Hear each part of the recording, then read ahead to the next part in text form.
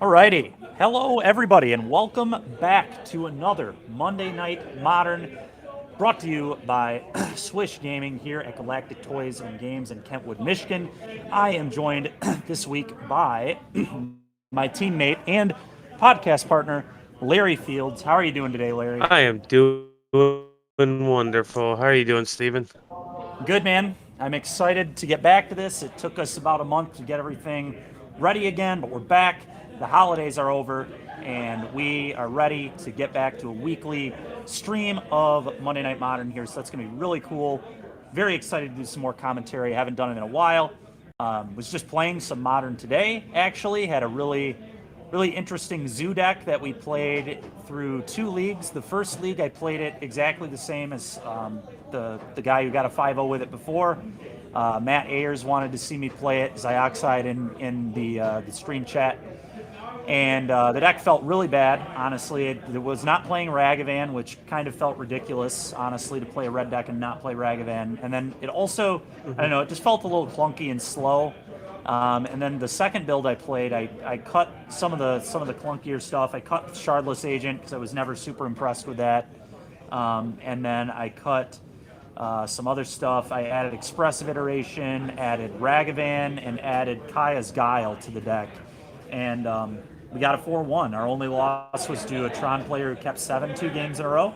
And the game 2 with the Tron player, I trophied him off of Tron on turn 2, and then he still Troned on turn 4. So couldn't quite get there. It was close, but just kind of got wrecked by Tron, which happens sometimes. How did that make you feel, though? Pretty annoyed, as I'm sure you know. Tron is, Tron is Tron. You know my opinion of Tron. Oh, I know. Tron's gonna Tron, though. I mean, I played the deck a few weeks ago, and I had a match where I kept on 7 twice and destroyed my opponent, and then my literal next match was like mull to 4, mull to 3, lose. So, Tron will do Tron things, and both of those. Tron feels like there's no middle ground. It feels like it's either 0 or 100. Yep, I agree. You're either fumbling around and missing your lands, or you do the thing. And there is no in between, because you're either assembling Tron or you're not assembling Tron. And games where you don't assemble Tron, your deck kind of doesn't do anything. And when you do assemble Tron, it's nuts. I'll agree. I will agree with you, my friend. All right. It looks like players. We are. Table, yeah. Yep, I was just gonna say we're getting our players seated currently.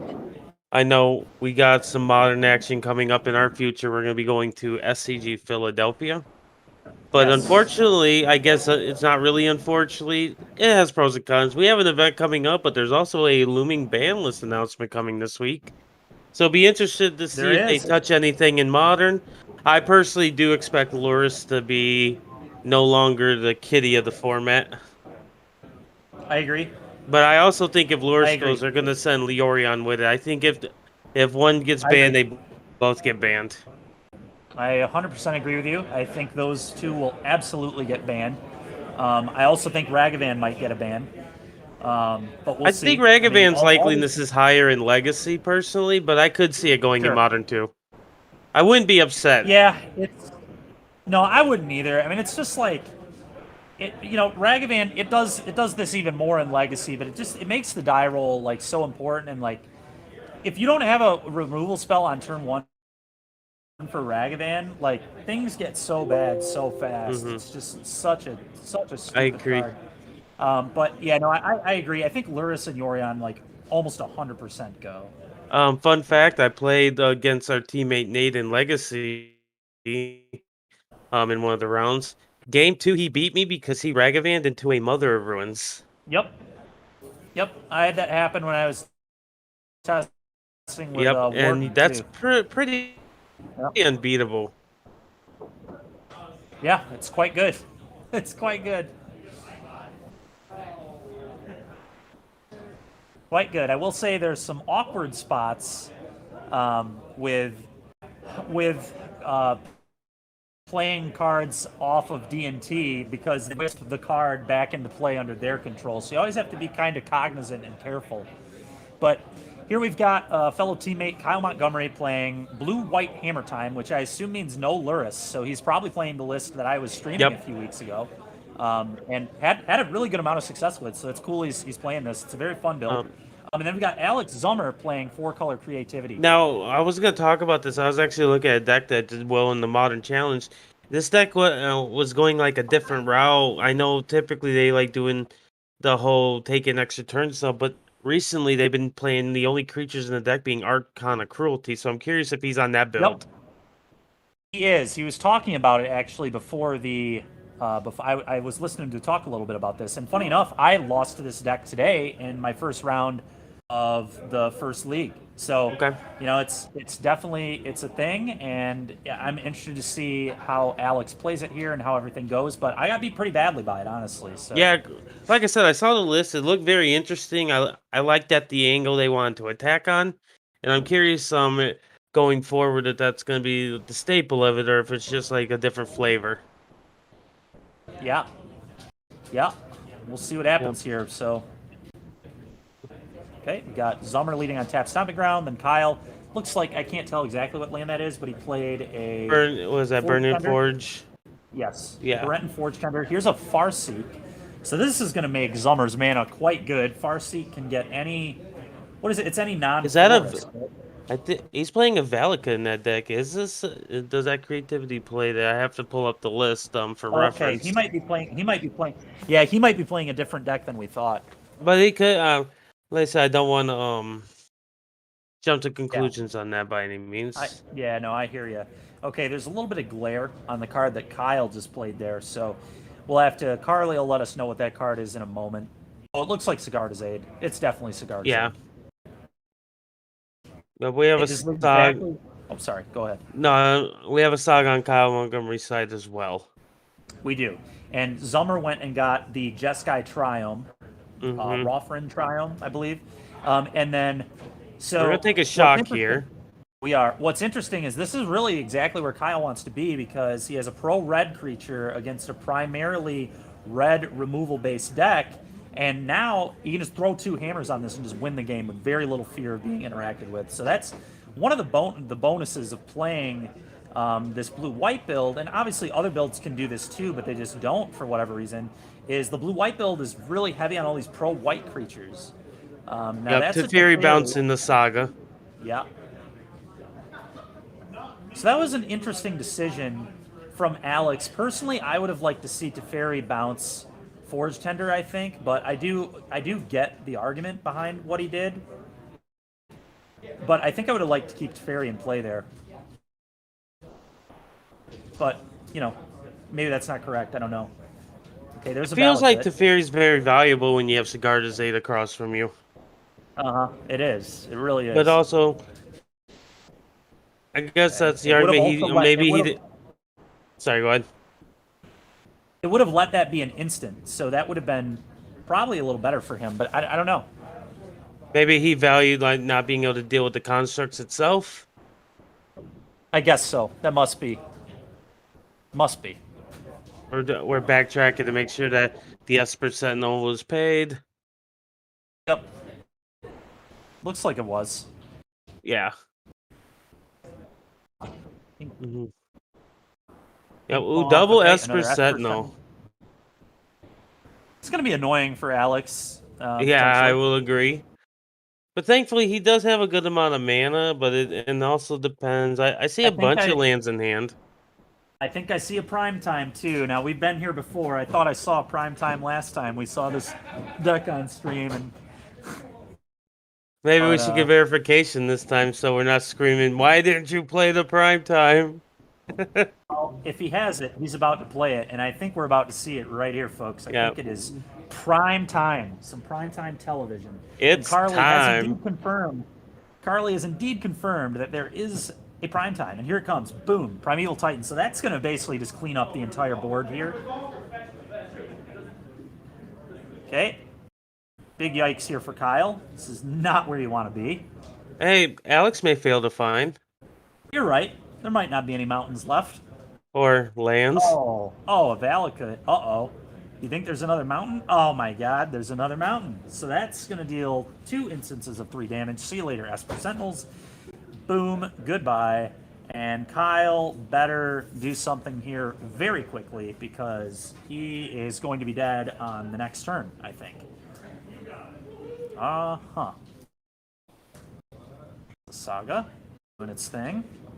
What is this going to get here? No Sigarda's aid anymore, so that's kind of garbage for Kyle. Things do not look good here. Well, if Frustrating position for him. it makes Kyle feel better, at least the Primetime has trample. Gets a spring leaf drum. Yeah, exactly. At least the prime time has trample and is not red. No matter how much Breton Forge Tender may want it to be. Right. Should we play Painter Servant? We could have made it red.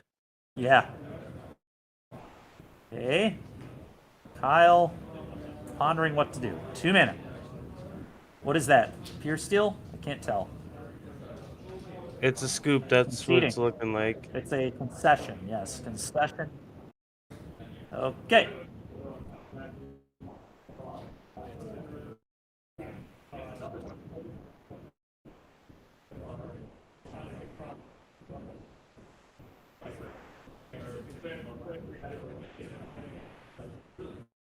What happened? I'm sorry, Carly. Oh, Inkmoth took it. There? Yep. Yeah. Did he? So he fired. I see. So he fired. He fired up Inkmoth with the floating mana from Urza's Saga, and then played a Pure Steel. Okay. I saw the Pure Steel. There was no hammer in play yet, though, so he played a hammer. I didn't even see the hammer get played. I guess he just showed it. Did he just show it and Alex conceded? Yep. I see. It was a quick concession. It was the I'm dead and I know it. I'm gonna move on kind of thing. Yeah. Hey, well, things did not look good for Kyle, but yeah, but ended up winning. That's what Hammer does, right? Is it can win out of nowhere. It's like the RKO of Magic. Yep. Sure is. Alex is probably going to be playing more of a control game in the post board. I know that's what I would do if I'm typically playing these kind of Scapeship style decks. You just want to keep the creatures at bay. You notice that there's no lures, so that makes your control plan a little bit easier. Yeah, I agree. Yeah, but more thing about like you were saying, that Teferi could have been huge if he would have had that in there still. I agree. Yeah. But that's why we play 2 wins and not just a best of 1. We move on. Let's see how these post board matches. I'm assuming Kyle is playing the same list that you were, or at least something that's gonna be very similar.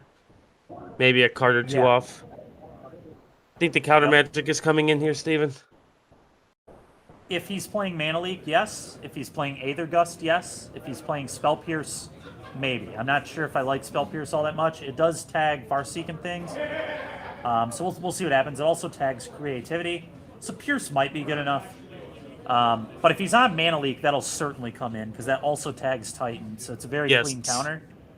But I would imagine Pierce probably still comes in, thinking about it more, because it gets Teferi and stuff too. So we'll see what happens. But I could definitely see it. I would not be shocked, that's for sure, to see a Spell Pierce.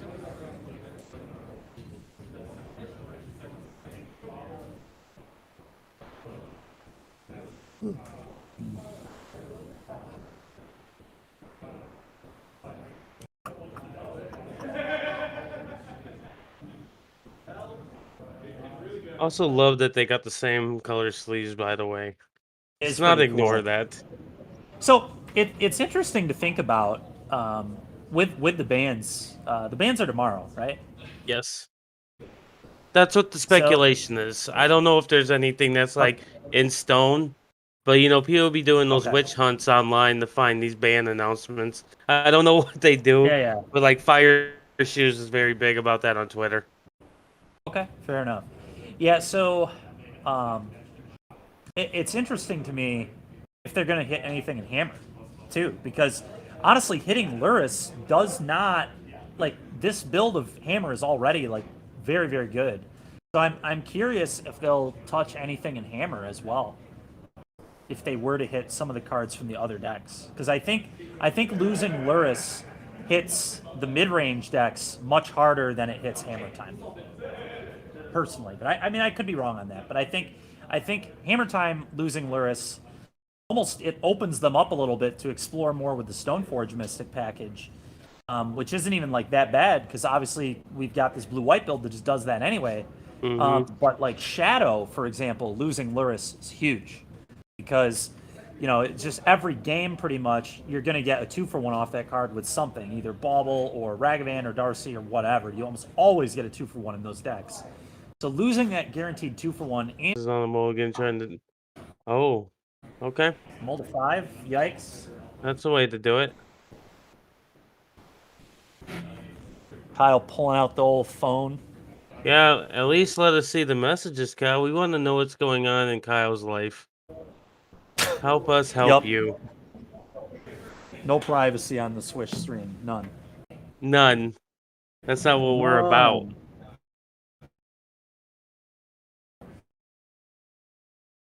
No, but when you talk about the bans, I personally don't think anything out of Hammer should be hit right now. If they hit Loris, I think that it's something that should be watched. But I'm not necessarily on the train that I think anything should be hit because I feel like it might be a little premature because we don't know what the rest of the format's going to open up to yet. Yeah. I mean, I'll tell you one thing. If it is Luris and Yorion, I'm absolutely just playing Elementals again. Oh, I know you are. If they don't touch the hero, I was probably going to start doing it anyway. Funny enough, I told Kevin that he should probably try that deck again, and he just top-aided this weekend. Kevin Adringo, which is the person who initially put me on the deck, and then funny enough, I put him back on the deck because we were basically having a conversation last week about how even though Canister doesn't play that deck anymore, it doesn't mean it's a bad deck. I think everybody just assumed it sucked because Canister stopped playing it. And that's just not the case. I mean, Canister just found a deck that he liked better, but that absolutely does not make Elementals a bad deck by any means. The deck just didn't magically get worse because a great player stopped playing it. But, I think people just assumed that because Canister went off it and switched to something else, that the other deck, the 4-color pile, is better. And I think, there's an argument that it is, but it is a very different deck. And, and Robert Graves was a really good example of how good that deck is. Hayes. Hayes. But Robert Hayes from the NRG was a good example of how good that deck still was because he just kept winning with it all the time. So it did not get worse. Yep, to follow the action a little bit, not to cut you off. It looks like we had an Explorer over on Alex's side, and it looks like we have the Urza Saga cigar to say he led with a Secret Room Coast, similar to what he did. He's pretty much doing a lot what he did in Game 1. Oh boy, now there's a hammer on an Esper Sentinel. Good luck. Uh-oh. That's not what you like to see if you're Alex. No, he might. All what you like to see. Alex is going to want to see a Force of Vigor. He is, but on the mold of 5, it's going to be really tough to make that work. Sorry, go ahead. No, I was going to say is I do agree that it's going to be very hard. It looks like he does have a creativity in hand. I get some confirmation on that, but from the art, I thought it was a creativity that's in his hand. I see that as well. The issue is nothing. So that nothing to say. Okay, so it looks like his creativity plan is just to be able to cheat in prime times. That's pretty cool. It is. I bet you he wishes about now that it was Archon of Cruelty, though. I'll agree. Would have been pretty good in Game 1 to do that as well, because would have edicted the creature, made Kyle sack, and then would have been able to block the Ink Moth as well. Oh, he's going to hit the Esper Sentinel. Wild. That way he does that so he doesn't have a creature on the board that has a hammer attached to it. Yeah, he's looking for a creature.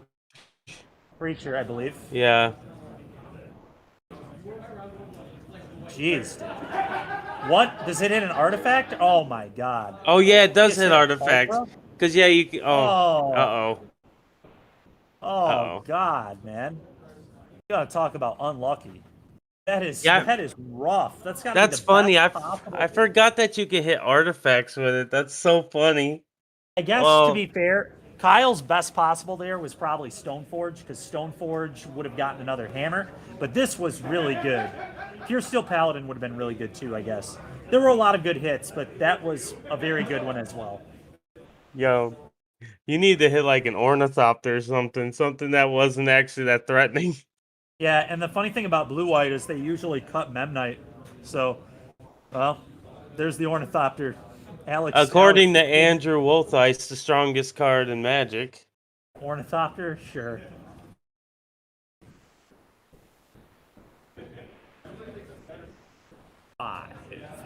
Five, yeah. Oh And man, this is not looking good for Alex at all. I don't even think Force of Vigor is good enough anymore. Now, I'm a little confused as to why Kyle didn't tutor it and just put it on the germ and hit for 15 there. Oh, he has Spell Pierce in hand. That's got to be why, right? Must have a Pierce in his. Well, he had a Spring Leaf though, so he still could have held up Pierce. It looked like he has Mana Leak in hand. Oh, okay, that would make sense. So he's still on the Mana Yep. Leaks. Okay, that makes sense. Everything makes sense. That's why he did not play Hammer. There's no need to. And he wins on this turn easily. And so Alex Zummer getting dispatched rather quickly here by the blue-white artifact deck. And there's the Mana Leak confirmation. But yeah, that mode of 5 was too brutal. Dying unexpectedly game 1, which probably wasn't on the radar for him, obviously. Yeah. And then game 2 just didn't go his way at all. That was unfortunate. No. His build is interesting. I haven't actually seen any creativity lists that's all in on the Titan. Yeah, it's been a minute. They did it for a second, and now Okay. the flavor this week now is Arcana Cruelty. Yep. So, the creativity decks, there's a lot of things to creativity in this format, and who knows what the best one is, but this week it was Arkan. It'll remain to be seen if that's still the case, but I think Arkan would have been a little better in this matchup for sure. Yeah, the Archon would have been super good, but it wasn't in the books. The thing that's interesting about that build too, I don't know about this particular build, but the Arkan build had like 3 Prismari commands and stuff too, which is super good against Hammer. So yeah, that would have been quite the card. I know the Rhinos build that I'm looking at for what's it called, Philadelphia, because I don't expect anything on Rhinos to be a hit. I have no expectations of Rhinos being touched, and if it doesn't get touched, I like the idea of playing all the Prismari commands. I'm playing a bunch of Fire Ices, the Dread Gaunts. I think the deck is going to be way better up against the Hammer Time matchup than it was before. I think the matchup was fine, but usually how I died is getting outvalued by lures because I used all my resources to deal with the creatures. Yeah. So it'll be interesting. But it does look like this match is over. We are going to take a small break. We are going to go ahead and get things set up for round 2. Yes. So stay tuned, and we will let you know when we're coming back. Alrighty. See you guys in a while.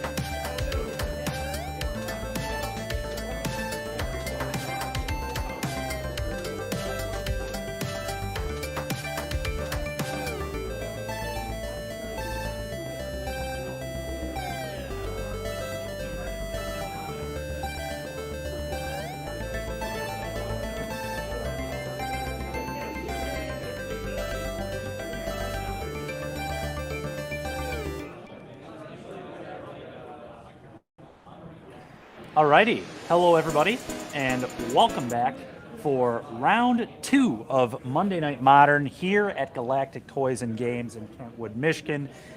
I'm Steven Dykeman, and I'm joined alongside by fellow teammate here, Larry Fields. How's it going, man? It's going good, man. Between rounds, I went outside the Magic Room and I've been looking up Flesh and Blood list because I'm torn if I'm Nice. going to play Legacy in Philly or if I'm going to play the Flesh and Blood PTQ. I don't know yet. Dude, that's awesome, man. That kind of sounds like the night before the NRG, I honestly, I was a total idiot. I stayed up until like 3 a.m. Playing the video game championship series of Pokemon, just trying to like test teams and stuff because I'm going to be doing some Pokemon events coming up here.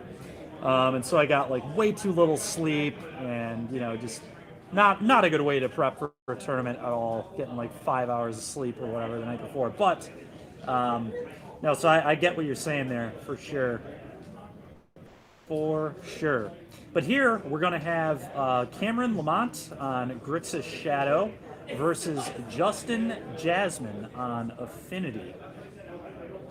So this will be kind of interesting. I played against Cameron a few weeks ago, and he was on Blue Red. I guess it was more like a month ago at this point, but pretty strong player. So it'll be fun to watch him play this match here. Yeah, no, this matchup should be interesting. So you said this is Blue-White Affinity? I don't know anything about the Affinity deck, but I know that Cameron is just playing stock Grixis Shadow. Okay. Yep, and I see the lures up in the corner. Yep. It's going to be really interesting to see what Shadow looks like post-banning if Luris does in fact get banned. Yeah, Shadow will be interesting to say the least. I think it's just going to go... It might go back to the Team Battle Rage version. I know. It's hard. It's really hard to know. It's hard to know what's going to happen. There are a lot of ways you can approach it. I'm sure people will still build it. Obviously, you might go back to Street Wraith with Luris being gone, but the spells in the deck are all still really good if it's just Luris. Now, if Ragavan gets hit too, that's also a big factor. The bans tomorrow are going to be really interesting. I was talking with our fellow teammates, Kyle Montgomery, who was just on last round, and Noah Heisinga, and they were both saying... Heisenberg. Heisenberg, of course. They were both really hoping that Ephemerate gets banned, and I think there's a large argument that card should also go. It's going to be really interesting to see what Wizards decides tomorrow, because I think there are a lot of cards that could go and arguably should go, and we'll just kind of see what they decide, because we're kind of at the mercy of what Wizards deems okay. This is all true information. All right, we're going to bobble ourselves. I'm assuming there's a fetch land in hand. There's a reason we're doing this. Yep. All right, they said that card on top is not going to cut it. Yeah. Now, it's a little bit interesting from Cameron. I can't tell exactly what's in his hand, but I saw an Inquisition, so I'm a little surprised that he bobbled at all.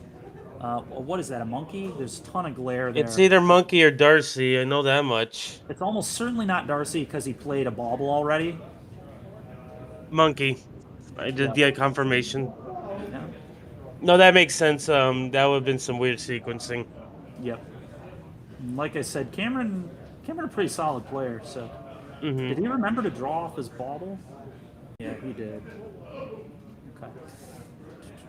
Looks like another land there. He's got two lands, an Inquisition.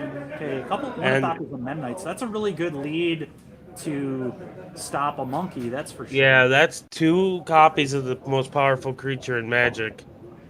That's brutal. They're not going to look great if he can't remove the Mennonite. Or if he can remove the Mennonite. But it looks like a Darcy there. Yep, Darcy there, and here comes an Inquisition. Saw the Inquisition in Cameron's hand already. There it is. Trigger, let's see what the top card looks like. He says it's acceptable. That's going to hit the Cranium Plane, and we're going to have that 4/4 Affinity creature and a Dark Steel Citadel. Is that? Yeah, Dark Steel Citadel. Funny enough, the 4/4 is coming into play next turn here if Cameron doesn't force the trade on the Memnite. I almost wonder. There's an argument that Cameron was actually supposed to maybe force the trade there, but I don't know what was on top for Cameron here. It's pretty important for what the decision was. But if I'm in Cameron's shoes there, I might just force the trade to keep that 4/4 off the board. Yep. Oh, that dog cast is beautiful. What a draw. Not in Cameron's position. He doesn't think it's as beautiful as we do. That's fair. It's very bad for Cameron. It's about almost worst possible. The only thing worse than that was Thought Monitor because it also would have come with a 2/2 flyer. Agreed. So this is like modern 8cast. Yeah, it is. That's exactly what it is. This is what Andrew, our teammate Andrew, had me stream this a few times, and it was pretty good. It's a good deck, and it's what Andrew played for a while too. Okay. I don't know if Andrew's still on it in modern, but he's been on blue black. Yep, and that's what Justin Blood I think Fountain. Is on. Yeah, he's got the blue black land over there. Yeah. Okay, I thought we were talking about. I was thinking that blue white list has been running around online the whole time. Oh, sure. That's why that's why I said Andrew's on blue black because I know there's like arguments for playing blue white, and Andrew thinks Blood Fountain is just so busted. It's very good. I had it be very good for me a few times. So yeah, he says replaying Thought Monitors is quite good. Come to find out, it is. All right, we're gonna take a trigger off the monkey. Let's see. Yeah, right. And that's a pretty good hit for Justin because he honestly didn't need that.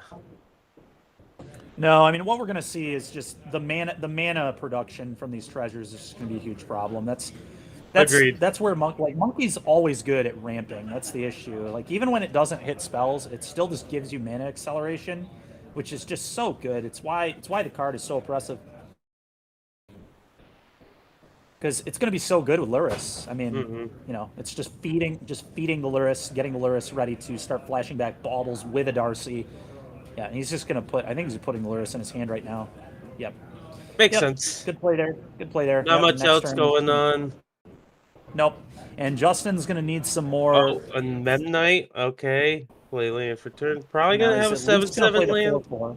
Yeah, I was saying 7/7 because it's 7 drop listed, but he has double 4 drop, which is pretty good. Not the worst. Double 4/4 here is nice. Yeah. So Cameron, not going to be connecting with Monkey anymore. That's for darn sure. That just came into play. Yeah. That just came into play. Yep, that cannot attack. Okay. Not so much.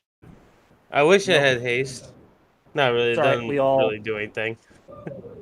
We all make mistakes. And can't see the last card. Do we have Delirium online? I see 3 in the bin. I don't. Oh yeah, Bobble. Yep, I forgot the Bobble. All right, so we have a 3/3 that must attack. Yeah. Cameron's hand does not look particularly impressive. I think he's got to get the Luris Bauble train going here, but we'll see.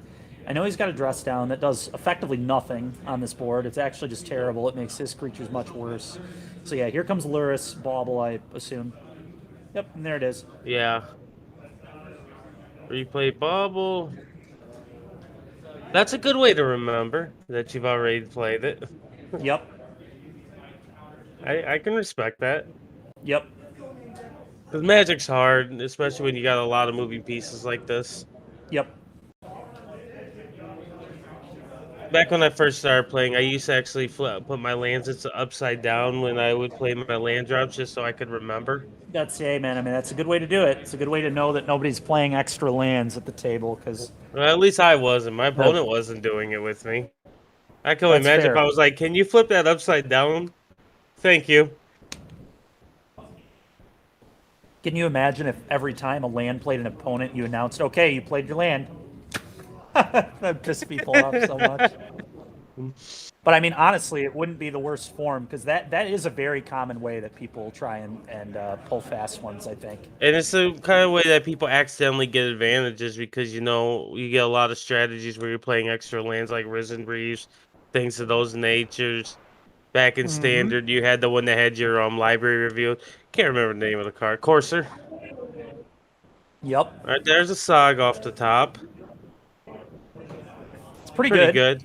Unfortunately, those constructs with that dress down in their opponent's hand is not a great time. Nope. Justin needs to chain thought cast effects. I mean, that's the way that he's going to potentially still win this game. Yep. I don't really get why we're only sending one. I would slam both there because this feels like a pretty easy. Okay, I mean Cameron could have chumped there with Ragavan, which I think I would have done in Cameron's Yep. position. You can just replay it if you want, but not what he Yeah. went with.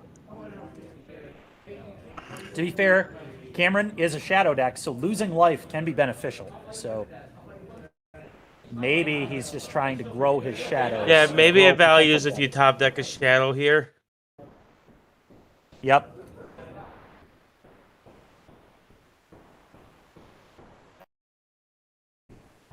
Yeah, we're already pretty committed to flashing back baubles anyway to just keep drawing a bunch of cards. So that's why you wouldn't block in that position.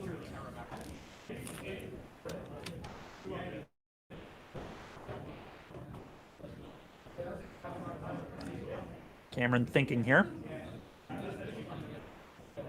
Yeah, Thinking, important decisions. Thinking. Yeah.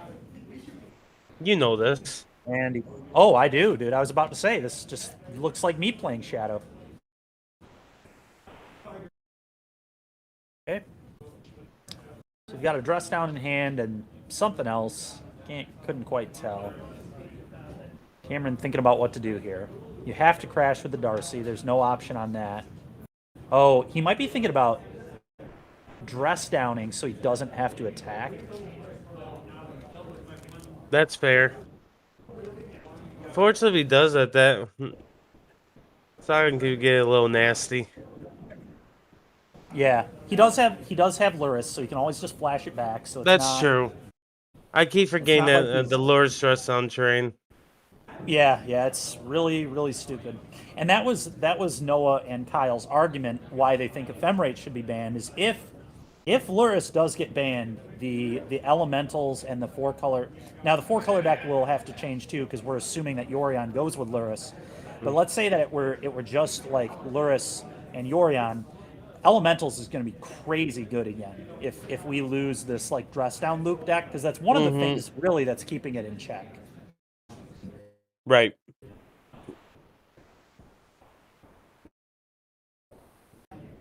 It's going to be a very interesting day. Looking at the top of his deck. Hope the announcements are early. Yeah, I do too. Okay. Cameron did not like what he saw. He's fetching it away.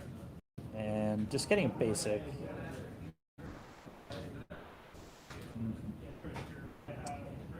What will Cameron do now?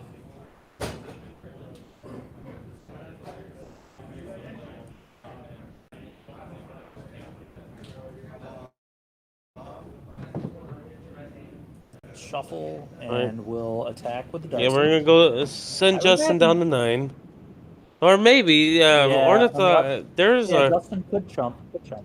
What? Nope. He's not gonna though. Yeah. Not yet. You can always do it later, I guess. Yeah, I did. You got to be careful though because Cameron can just draw removal spells to kill those and then just kill you out of nowhere. So you do have to be kind of cautious. Can't just take it forever. You're only gonna have blockers for so long.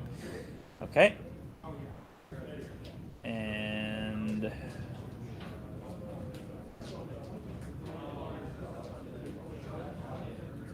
Cameron saying he has 3 cards in hand. Justin was curious. How many cards he got?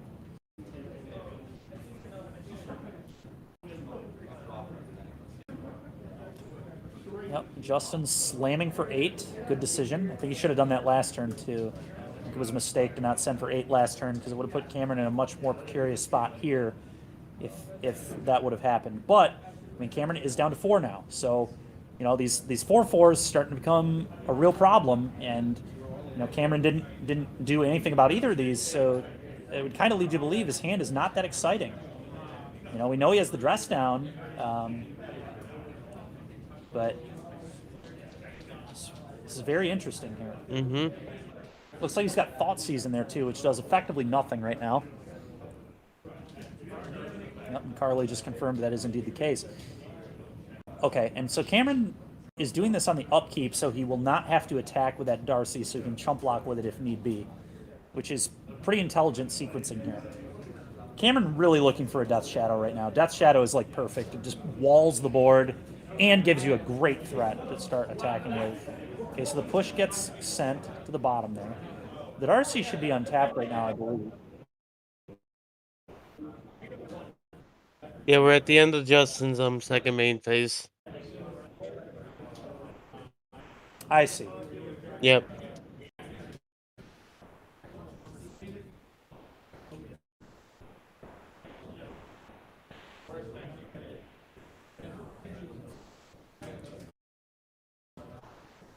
Okay.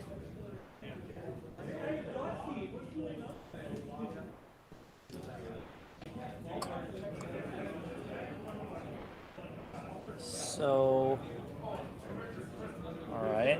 Is he gonna thought seize? No. He found the shadow, and that was the key. Find your 9/9 to hold the fort. That was big. Yep. Yep, I got you.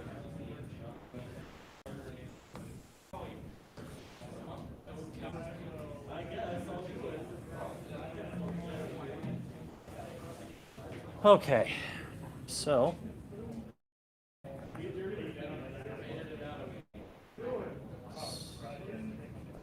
dress down. Trigger the Darcy.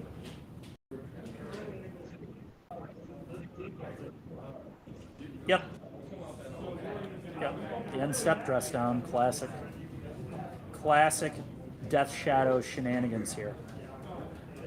So Justin, curious how the construct stuff will work.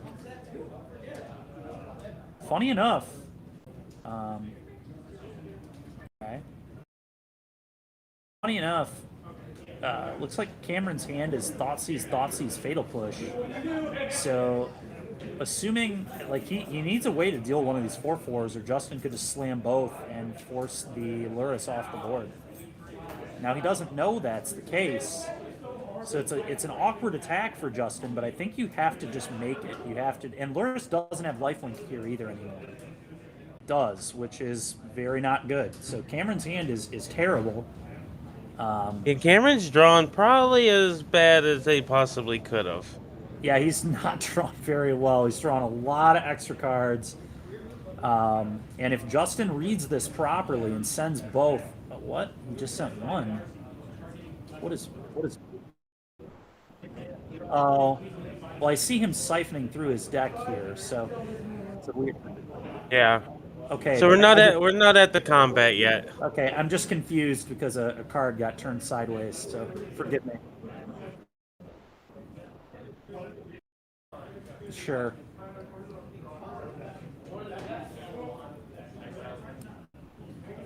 So Justin. Be curious to see what the options are in here. Yeah, thank you. Thank you, Carly, for untapping that for us. Typically, it's good form to not tap your things until you're in combat. Can lead to some very awkward situations. Agreed.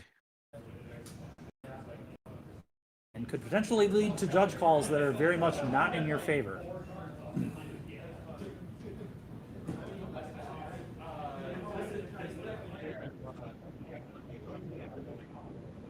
Yep, that is also a welding jar. I actually like that a lot. That's a nice get there.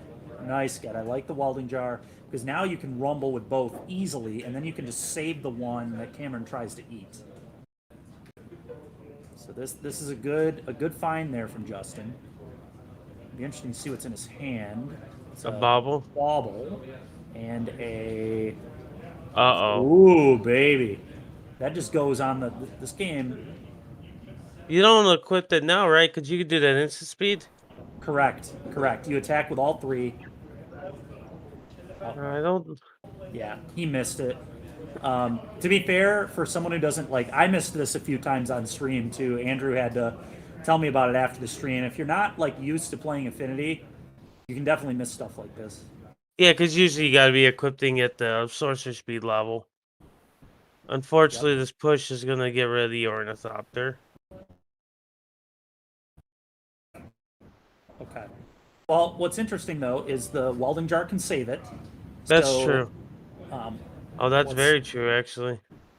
yeah. Probably should have pushed before attackers are declared. Yeah, he should have. Yeah, I don't, Because he should then, have. Yeah, because you have to tap it down because of regeneration. you're correct. Yeah, So Justin actually just. If Justin plays this, if he just uses the welding jar, Justin wins the game. That's all he has to do. Because Cameron's hand can't do anything here. Luris does not have lifelink because there's a dress down in play. So, oh, does it? Okay. It removes it from combat. oh, I didn't know that. I did not either.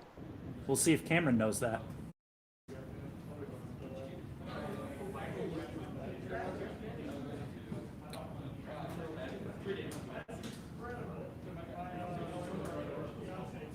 Yeah, it was a real accident. No.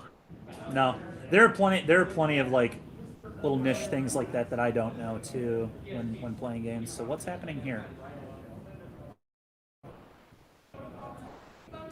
Okay, block there, block there. Okay.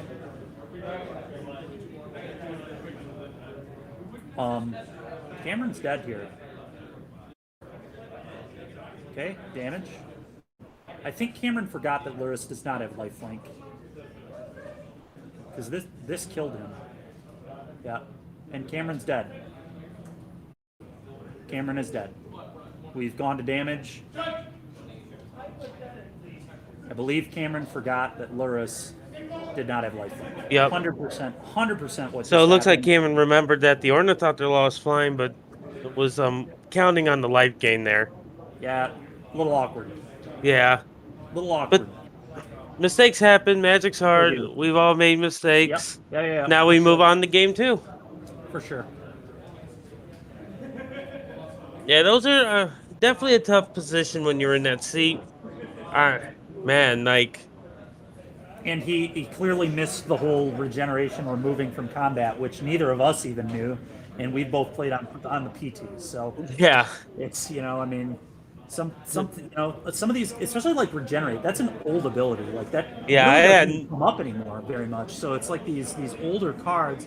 I actually was talking with Noah and Kyle. I was not aware that Inkmoth animating got through Dress Down because I thought Dress Down just being in play just totally removed all abilities from everything, and you could not gain abilities with Dress Down in play because it just says on the card creatures lose all abilities. So I just thought creatures could not have abilities with that card in play. Oh, no timestamp. Yep, exactly. And time stamping is not something that I am used to. Oh, it can be complicated at times too. I've had some timestamp situations that's very weird. It's like keeping track of the Blood Moon Dryad is really annoying. Yeah, that's stupid too. There's just a lot of weird things that can come up sometimes. And I knew how it worked with Hammer because obviously that's really important to like playing the decks. You kind of just learn that True. one. But Hammer says something lose it. Like it doesn't. I think it's worded slightly differently than Dress Down if I'm correct, but maybe it's not. I don't know. Either way, I knew how that interaction worked. I thought it was different though than Dress Down. I thought Dress Down just if a Dress Down was in play, nothing could have text. Yeah, Dress Down says creatures lose all abilities. Yep, I believe that is what it says. So. Yep, I'm just getting some of the Oracle text. Yeah, I'm pulling Oracle text up for you, my friend. And the other, and the other card we are looking up for Colossus Hammer. Yeah. All right, let me find the good old hammer. But yeah, that whole I remember when Andrew was first starting to play like hammer and stuff. Learning the whole ink moth trick is pretty cool. Yeah, but yeah, it says I knew that one, but yeah, I just thought it was different for whatever reason, even though it's actually worded pretty much the same. So yep, it's a quick creature gets +10/+10 and loses flying. Yep. And it's all timestamp, right? You reactivate, so now it puts that next layer on. Yep. Was worded and it did. I don't know if anything has actually ever had that kind of wording before. We're about to see another sweet game of Magic right here. Cameron needs to draw a little bit better, needs to get a little lucky because those draws are pretty horrendous in that game. They were pretty bad, yeah. Yeah, it was very unfortunate. I do wonder where that game goes if Cameron does offer the trade with Ragavan on the Memnite on turn 2 or whatever it was when he saw the hand. But Yeah, I don't know. I mean, he did get a hit with Ragavan, so he did get mana. So he was still able to leverage the Ragavan with the way he played it. So it's hard to say. But Cameron's going to have some good tools out of the board. Engineered Explosives is going to be great. I believe I saw him with a Pyrite Spellbomb in his list. So he's going to get some good tools to help him in the matchup, I think. Alpine Moon. Alpine Moon is also an excellent tool. Or Spreading Seas if he's playing that. Both excellent in this matchup. Yeah, a lot of sweet cards. So I'm of the opinion that I think Shadow is probably the best deck in the format. It's okay to be wrong. Okay, that's fair. I just think, its best draws will beat pretty much every other deck's best draws. I think it's the best Lurrus deck in my opinion.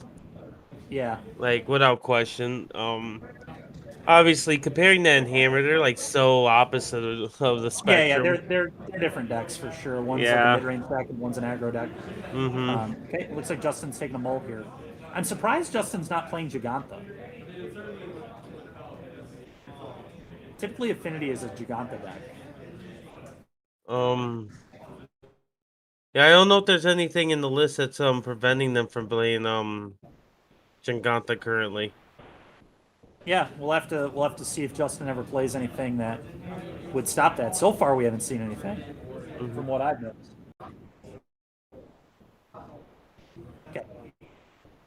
Yeah. Appreciate it. I assume he probably could. But we'll get confirmation on that. Carly will check it out for us. So, but all right. So Justin on a mull here.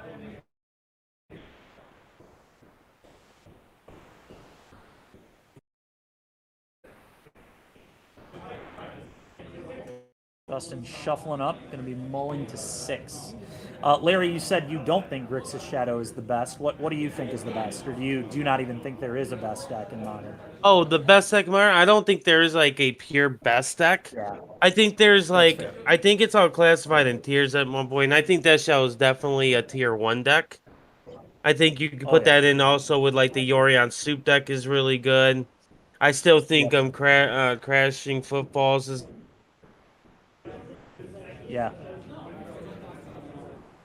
Yeah, for sure. It's a good one.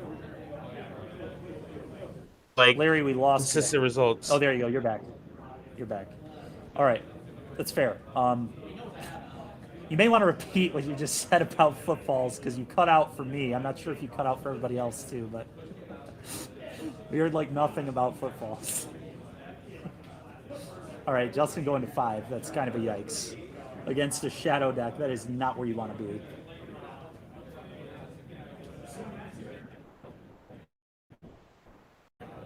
Yep, yet again, Larry might be describing Footfalls, and apparently the stream just does not want people to hear about Footfalls. Maybe it's just broken. Too busted for the people to hear about, apparently.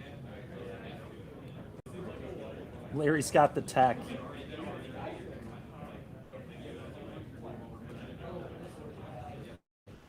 Okay, and so Justin here pondering what to bottom. I mean, the best game plan for Justin is to try to get a bunch of Thoughtcast effects in this matchup. So we'll see if he's able to assemble that. It's going to be tough, down to 5 cards, and against a deck that has hand 8 spells. We'll see if Cameron left the hand hate in, though, because it was very bad for him in game 1. But personally, I would leave him in. Certainly Thoughtseize. Inquisition, maybe not, but Thoughtseize would be staying in absolutely. Because it hits all the card draw effects, which are the best cards in the matchup, like I was saying a moment ago. You gotta... Okay, it's a Memnite, it's an Ornithopter, it's a Bauble, it's playing a 1-drop here too. The R, is it a drum? No, it's a Soul Guide Lantern. Not so bad. Not a bad turn 1 there at all. On the mull to 5, we just put 5 cards into play on turn 1. So, pretty dang good. Okay, and so Cameron going to show off his card. It's a Thoughtseize, so he definitely left the hand hate spells in. And Okay. Okay, fair enough. So Larry's going to be back with us, folks. Oh my God, Alpine Moon on Saga, and Justin's other land in hand is Saga right now, I believe. That's disgusting. Larry will be back with us shortly, hopefully, having some internet connection problems. Hopefully, he'll be back in a little bit. But right now, so it'll just be me. That's why you're all just hearing me.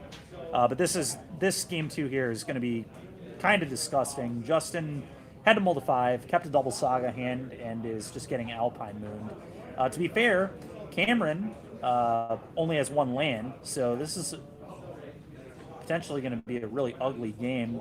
Justin popped his bauble on this turn, so he'll be drawing on his turn 2 cards. Wow. What a strange game so far. This is not what you expect to see. So there's the bauble draw. Here's the regular draw. Can Justin hit actual lands that are not Urza's Saga? That's going to be step 1 to getting back in this game, is drawing like the blue-black artifact land, which I think he did draw a copy of, if I'm seeing that correctly, but maybe not. Justin just, oh man, that is tilting. If you're in Justin's position, it's hard to not be really frustrated with that. A mold of 5 and then you have 2 Sagas and just get Alpine Moon to death, that's really rough. Now the game's not over because Cameron is also drawing really badly. It's kind of just whoever draws out of this bad position first. And so this is interesting. What is Cameron going to do with this? He's going to take it, which makes sense. He's just trying to set up land drops. So he wants his Darcy in play. He has an Unholy Heat and considered doing that. I think he should fire one of these off. He needs to hit lands. He's got to find his lands. And yep, he does kill one of these. You also just want to keep the artifact count down. Okay, there goes a bauble. Here comes a draw. Is it a land? That's a man who drew a land right there. And that's probably going to do it here for Justin, if we're being honest. I mean, this is just an awful start to this game. Just a very unfortunate game 2 here. I mean, this is it's rough. You gotta feel for him a little bit, because not only did he have to mulligan 5, then he also just gets cheesed by the Alpine Moon, just completely blown away. Just like can't even play the game because Cameron had probably a 2 of in his hand. So you can't really blame Justin for keeping it, and he was already on a crippled hand, so he just kind of had to keep what he could. And it's just not working out at all. Yeah, and there you see the Saga, and that's just rough. It's just rough. Now, personally, I take Drum here. Yep, and that's a great take from Cameron. Very intelligent, very good read there, and I believe we have Delirium. Oh, okay. Makes sense. Hit your yard and block. Okay. What was the draw there? Is that a land? We need a land. Justin did not draw land. Yay. I'm going to talk about ugly, and it sounds like Larry might be back. Are you back, Larry? I'm working on it. He's working on it, folks. So. Oh yeah, we're gonna do this, remotely from the cellular device. Nice. Sorry about that, guys. It looks like I have a outage over my area. Good old Xfinity. So, but we're back, and let's see. Catch me up. Okay, so basically Justin's not playing this game. He mulled to 5 and he kept a double Urza Saga hand, and Cameron had Alpine Moon. There were a few turns where Cameron missed his second land as well, so it was just kind of a staring match. But Cameron has gotten out of that, and now Justin is just kind of fumbling around while Cameron does all the shadow things, and I think it's about time for game 3. It sure is. You didn't miss much, Larry. That was a very uneventful game. Yeah, I wasn't gone for that long, which is surprising, but sometimes that's how it be. Yep, I mean, it's sometimes they're just there are some non-games in Magic, and that's definitely what that was. That was very much a non-game. Mulligan to 5 suck, and they're compounded when your opponent's just able to nuke 2 of your lands with 1 card. So that was rough for Justin, and hopefully game 3 will be a little more eventful. Game 1 was very eventful. It was a sweet game. Hopefully we get a little more of that in game 3. I agree. But see what happens. One thing's for sure, Game 3 can't be any worse than that was. That was an ugly game. That was not a game you're excited to watch. I don't think anyone at home was pumping their fists during that game. That's for sure. Not so much. Well, not especially when you're on a mulligan, you're just getting destroyed like that. Yeah, that's not even one like. Yeah. You almost even when you're playing the game, you almost like feel a little bad. Like you're just like, oh, that kind of sucks, man. Sorry. Like, because we've all been there. We've all lost games like that. Like that's rough. When there's just like no magic to be had, that's pretty garbage. Okay, and Cameron's going to take a mull, so that's a good start for Justin. And it looks like he capped. So now Cameron gets the mulligan bug. Will he be able to keep a 6? The good news for Cameron is he has a companion, so he's still basically at 7 resources.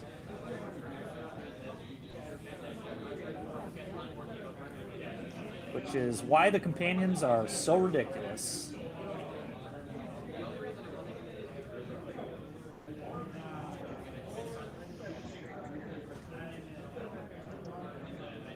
Okay, so Cameron's going to look at 6. Well, he's going to look at 7, but he's going to ponder if 6 are going to be good enough. And there's an EE over there.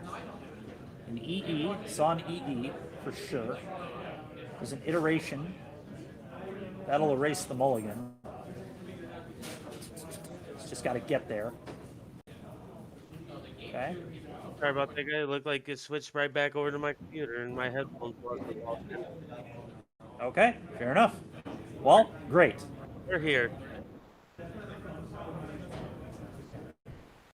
Okay, and Cameron gonna bottom. So Cameron's on a mulligan the 6? He is. Okay. And I was saying basically still a 7-card hand because he has a companion. Yep. Is that the treasure vault? It is, yep. This deck does play 4 of those typically. Okay. 3 to 4 usually. It's an artifact land, so. Yep. What is happening? What is going on here? It plays that. Okay. Okay, and there's a bauble. Yep.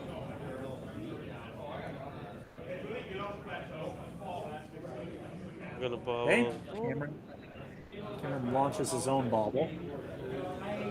We need to set up a bauble camera.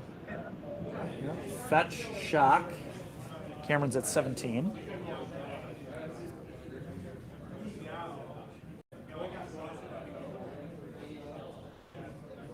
Steven, you've been on the Death Shadow side for quite some time. Yeah. And you played this Affinity deck a little bit on stream. Who do you typically think would be favored? If you had to make a guess. You think Shadow is? I do. That's like I was saying. I do think Shadow is. I don't think it's the best deck by much, but I just think like good draws from Shadow are just so ridiculously hard to beat with like every deck. Like if Shadow draws correctly against pretty much any deck, it's just so hard to win. So Cameron's leading on Thoughtseize here.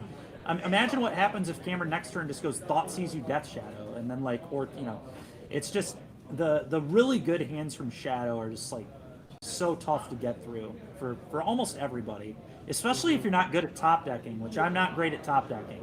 So never a matchup where I'm super excited to play, because if my spells get ripped out of my opener, oftentimes I just feel like I draw a couple lands and lose, which is, that's the benefit of playing a deck like Shadow or any Thoughtseize or Inquisition deck is, if you take the action out of their hand and if your opponent doesn't draw out of it fairly quickly, because Shadow is a pretty aggressive deck, you can kill them super fast. That's why I'm saying like a Shadow next turn, a Fetch, Shock, Thoughtseize, Shadow, it's a 3/3 already, and then the following turn it could be, a 6/6 or larger potentially. The clock just gets very, very real, very, very fast. So you do not have much time. Okay, so that's a Soul Guide. And Justin, okay, so what is happening here? 1 yen. Yep, so Cameron takes 1. This is another thing that's always weird about playing against Shadow decks. Are you supposed to attack with these little 1/1s when they're at 15? You never know. You never know if it's correct or not, because sometimes it can be really good, but oftentimes it can also really bite you. Yeah, the maneuvering around things like that is very interesting. I remember playing Burn, and you'd have to like walk on Yeah, eggshells in a kind of a way. yeah, yeah. And sometimes you have to take gambles because you have to be mana efficient, especially with Yep. burn. Like sometimes you just have to hope they don't have it or whatever. It's very interesting. I used to always contemplate if I was supposed to attack with Raven Inspector or not when I was playing Death and Taxes back when Grixis Shadow was really good. The old version of Grixis Shadow with like Gurmag Angler and stuff. And typically the answer was no, you don't want to attack because how you usually won was getting to the mid to late game because your stuff was more impactful in the mid to late game. You had a lot of 2-for-1s. Restoration Angel and Flicker Wisp were really good at killing them because they had evasion. Okay, so it's an EE on 0. EE on 0. Okay. Uh huh. Bauble. You. Respect those constructs. Yeah, and I don't love the timing of this bauble from Justin because this is not going to give him any information. If he would have done this upkeep, he would have gotten to see what Cameron drew this turn, but rather he waited, and now Cameron is just going to fetch before he draws a card, very likely, and so Justin is not getting any information off the bauble, which is, I mean, it's not the biggest thing, but one card, knowing one card is still knowing one card. Like that's still something, and he now will not know one card, which could come back to bite him. Yeah, it's hard to put a true price on the information that you It gain. is. It is, especially if it's a card that Cameron's going to play right away. Right, then the information is almost worthless. Like if it's a Thoughtseize Inquisition, for example, Cameron's going to fire that off pretty quickly, and then you basically didn't get any information. Like you knew they were drawing it, but they're going to play it as typically fairly soon. So it's one of those things, but still slight missequencing in my opinion from Justin. When he didn't initially do it, I thought he was going to keep it in play for like Thought Monitor, but now that he's popped it off, I just think it was slightly missequenced. Okay, and so Justin thinking. What do I do? What do I do? Cameron with the fetch.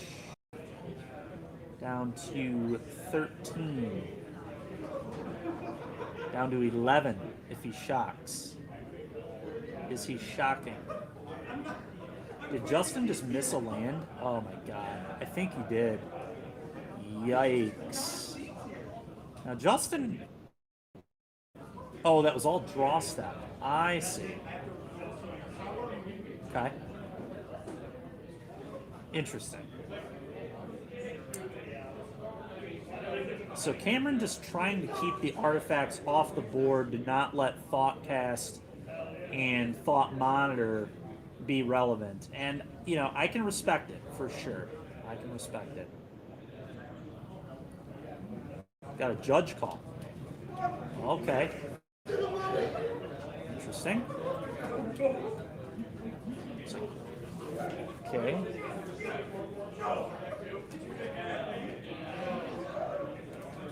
All right. Now what? Where are we going with this turn? I see there's a pithing needle in there. That's probably going to name engineer explosives. Would make a lot of sense. That's a springleaf drum. Yep. It's a good thing Cameron got rid of the Memnite. I agree. Cuts him off. Basically kind of like 2 mana. Taps this. I think we got to needle explosives. Got to needle explosives here. Let's hope he needles explosives. He cannot needle anything else. Got to be explosives. Must be explosives. And that is what Justin named. Thank goodness. Okay. So Justin really going to need to start drawing Thought Monitors and Thought Casts. That's how the Affinity deck can win this matchup, is Thought Monitor and Thought Cast. Look at game 1. That thought cast off the top did so much work. Yeah, it's everything. It really is. I mean, just like that's how you can beat the Shadow decks, is you have to 2-for-1 them. But the problem is nowadays the Shadow decks also have multiple 2-for-1s. They have Expressive Iteration, and then Luris Bauble is a 2-for-1 too. Yep. So Shadow's able to generate a lot of value these days. Expressive Iteration is a heck of a card. Shadow into exile. Yep, I'm Card assuming into we're going to see a hand. Shadow being played. I would agree with that. Yep, that's shock. Go to 8, and all of a sudden Justin is on a 4-turn clock. Yep. Minimum. Probably a 3-turn clock because Cameron very likely has another fetch shock. So that Shadow can rumble for 8. So this is exactly what I was talking about, where, you know, here we go. I mean, you have to top deck well, and you've got to do it quickly because there's just no time. And this is, this is what Shadow has always done pretty well. It disrupts and then just puts a huge clock on you so quickly. It just forces you to do something immediately, and that's not what we were looking for. Another drum? Okay, this might be, though. What is that? I see. Okay. Mirror Enforcer. Okay. You know, Affinity nowadays plays all the great staples. We should know. Yeah. Mirror Enforcer was not in the list that Andrew had me playing, so I haven't seen that one in a while.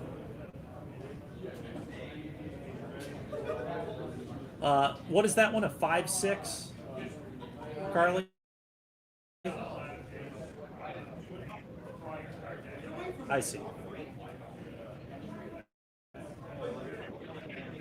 Uh-huh.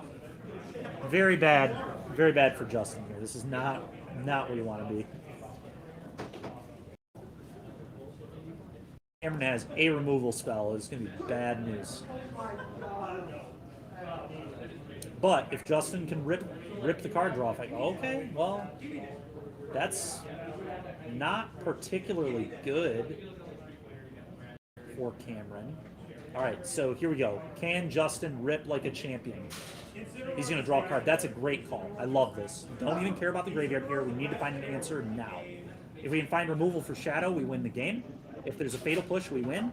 If there is a Cranial Plating, that'd be interesting. If we draw the card draw effects, that'd be great. Okay, Cranial Plating is interesting. Yeah, so that's going to force a trade. So now, okay, there's a bauble. Yeah, and that forces a trade. Shadow has to block. So there it is. Shadow trades. But that gets Justin off any sort of pressure. I'd really like to see the bauble pop here. There you go. Nice. Let's see if Cameron's going to draw that land.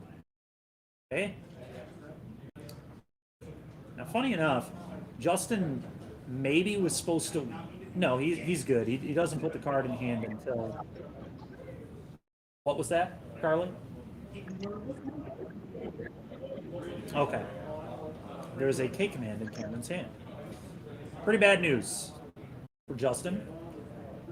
But it is interesting. I mean, Cameron's 2-for-1 is going to be weird here, though, because he has to... The 4/4 is like probably potentially what he has to blow up. I mean, it's weird. It's a weird situation. Looks like he's got a Fatal Push and Unholy Heat. Maybe he just uses the K command to blow up the Cranial Plating. So this is interesting too, because Justin gets 2 cards, so you don't get both these cards with K command. You only get one, which are going to be the modes. It's going to be Shattered. You discard here. Okay, and he does shatter the creature. Yep. Justin just has to draw the card draw, man. I mean, it's okay. That a Welding Jar wasn't really great there. We need a draw effect. What? Oh, is that a Master of Ethereum? Yeah, it is. Oh no, it's a bauble. That's a bauble. Okay. Well, Justin's draws have been far less than ideal. Yeah, and now it's time for Cameron to just start taking over. Yeah, bauble. Yeah, and this is where this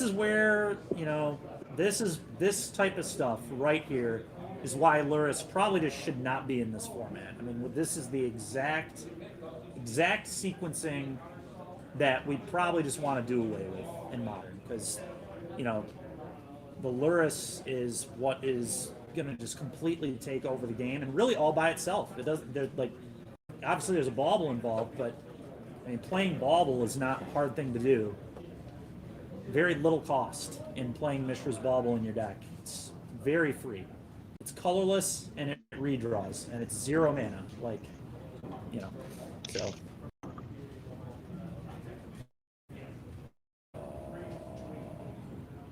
Oh, Ginger Brute got played. Yeah, okay. Yeah, and here we go. Time for Luris to keep bobbling, probably. I guess there's a, yeah, because EE still, there's still a needle on EE, so you don't want to do that. Probably just time to keep bobbling, I'd imagine. But Cameron, ask him what's in his yard over there. What's in your yard, Justin? Carly, does that die represent turns? Oh, that's awkward. Okay. We actually, there's a chance we might not finish this match. I guess Cameron can just get back Death Shadow, though. There is a shadow in the yard, correct? I believe there is, so that's just a big old 8/8. Yeah, there it is. And he turns the Luris upside down, so we know that he's played something off it. Been doing that all match. It's good. Very helpful.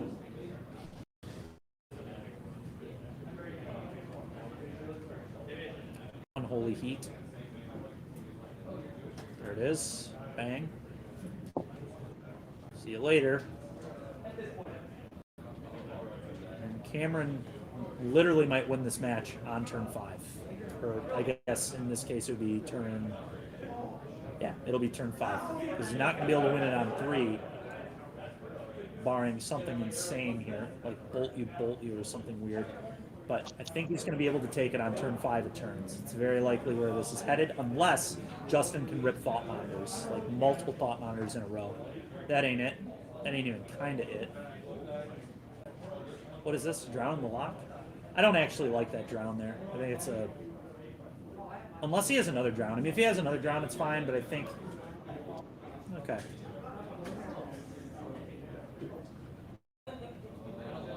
Thought's easy to lose life. Classic. Classic. That's that Shadow 101, right? Yep.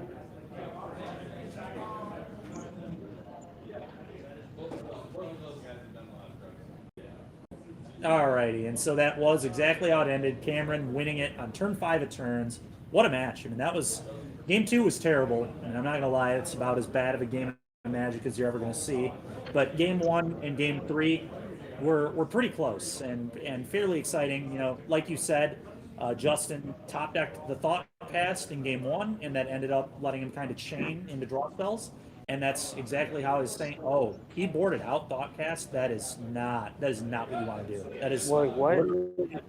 He boarded out Thoughtcast. He's just putting him onto the table, showing him boarding him out. That is not the correct approach. I'll tell you what. That card is the best card. No, there's no way. Yeah, I mean, it's fine. He probably just hasn't played the matchup a ton and doesn't have a great understanding of how the match goes. But yeah, I mean, your 2-for-1s are how you win, and Thoughtcast is a 2-for-1. So personally, if I were Justin, I would have been boarding. I don't actually like cranial plating all that much, and we just saw like cranial plating. He had 2 of them in play and nothing to equip, and that's how equipment work against Shadow. They're going to kill all your creatures, and you just can't put an equipment anywhere because they kill everything. So typically I go down cranial platings in this matchup, and just imagine if both those cranial platings would have been Thoughtcasts that game. That game would have been entirely different. Yeah, I agree. Now, we're going into round 3. Yep. I'm over here having computer issues, so yeah. Steven's going to be doing solo for a few minutes. I'm on my way up to the store. All right, cool, man. Well, we'll see you when you get here then. Yep. Sounds good. You'll be solo for just a few moments, and then I'll be there probably a little bit in the match 1. Sounds good, man. All right, everybody. So it'll be just me leading the way for the beginning of round 3. Like he said, we're about to hop right into it. We just went to turns there, so we're not even going to really go to break here, I don't think. It's just... Oh, gotcha. Okay, we will be going to break for a very brief moment because we need to find another match, and then we will be back in a moment. See you in a sec.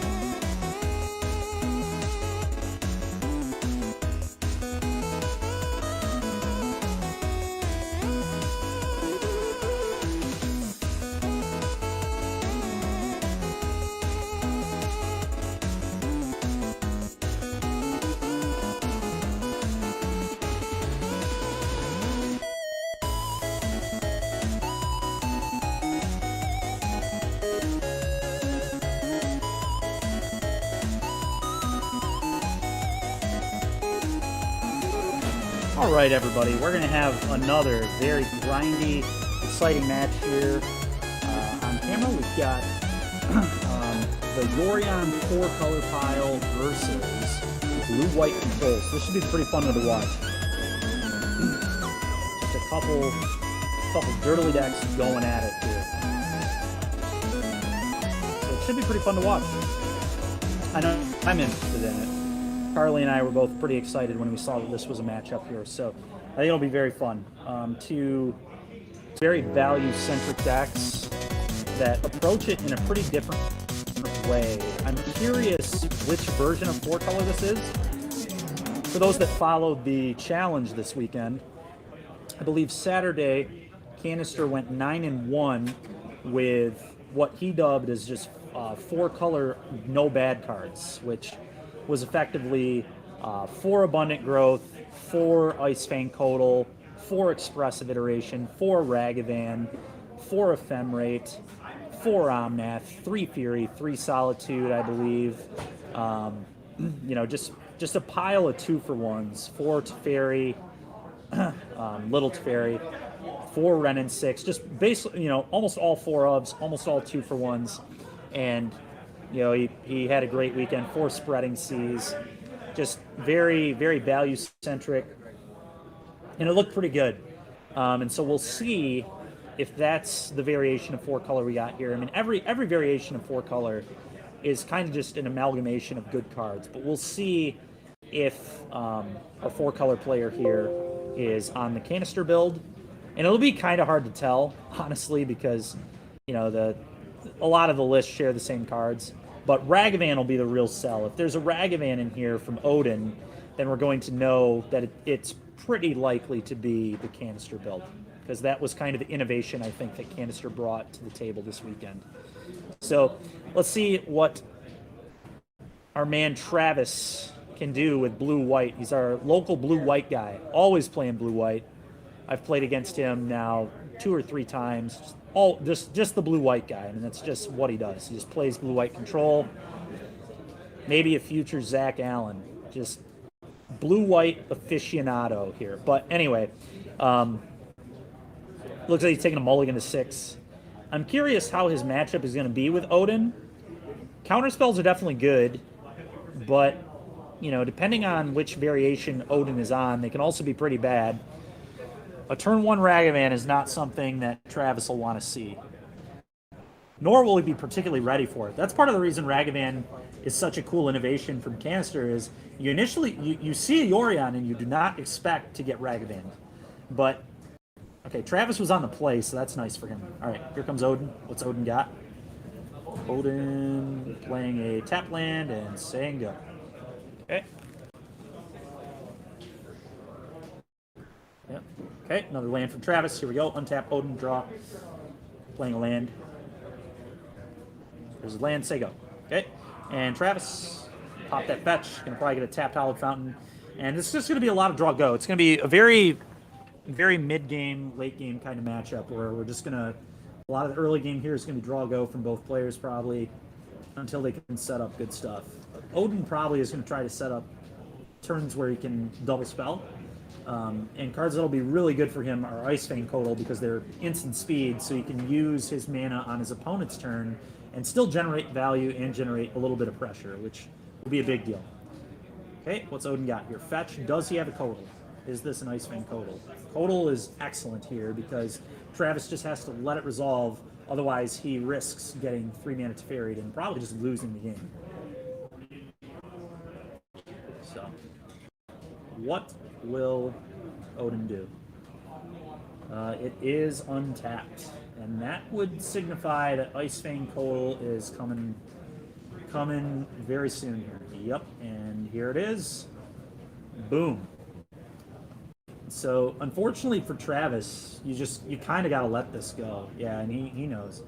But this is just a perfect start for Odin because it just gets a little bit of pressure going. And Travis just kind of has to take it. And if Odin can assemble more Ice Fang Codals, it just gets worse and worse. Okay, won ya. And these little chip shots will add up eventually. Especially considering Odin very likely plays 4 Bolt in his main deck and could even have anywhere between like 2 to 4 Lightning Helix. And just a tap land there. Ooh, I love it. Archmage's Charm, draw 2. That's about as good as it could have been for Travis there. So, awesome. Good stuff. And this is why we put this on camera. This is going to be just a lot of card draw from both sides. A lot of interesting decisions, interesting interactions. It'd be nice if we could see their hands. We can't quite see the hands, so we won't know what to do. Yeah, I know. I'm just letting the viewers know that it's a bummer that we cannot see their hands, because then we could really go in depth on some of these decisions. But there's an ephemera there, and Travis unfortunately just has to let it go. And I really like that sequencing from Odin. Just get the ephemera out of your hand, get the 2 cards, keep hitting your land drops, because land drops are going to be very crucial in this matchup. Neither player ever wants to miss one. They're going to be very key to just have lands in play, do multiple things. Okay, and there's a Ren, and so here we go. Travis gonna have to debate: do I fight? Do I fight? And there's going to be a lot of these questions in this game. Do I fight? Is this the spot where I fight? It's going to be what this matchup is all about. And it would appear that Travis said, no, I'm not going to fight. So I would assume he must have a Prismatic Ending in hand to hit that Ren. And probably another Archmage's Charm to draw 2 cards here, would be my guess. That's where I'm assuming this turn is going. Could also be Cryptic Command. It's a Deluge. Yep, Deluge. There it is. Saw him tapping 4 mana and just immediately assumed it was a Deluge. And there it is. So let's look at the top 4. Make sure we hit a land drop, and let's get a counter spell. I assume Odin probably has 7 cards in hand right now. Should be checking with our players, making sure no one has more than 7 with all the cards that are getting drawn for sure. But it does appear he has 7. And Travis also going to have around 7, I would imagine. Taking those 2. Yeah, once he hits his draw step, he will have 7. Okay. And it would appear that Larry has arrived on scene. Here he is. What's up? Ready to continue our commentary. So we've got a sweet one here, Larry. We've got 4-color versus blue-white control. So this is going to be grindy. This is going to be long. Probably another match that's going to go to time, if we're being honest. I would be shocked if this one does not go to time when Affinity versus Shadow did go to time. That's fair. But, it's possible. But this is going to be long and grindy. We're in it for the long haul here.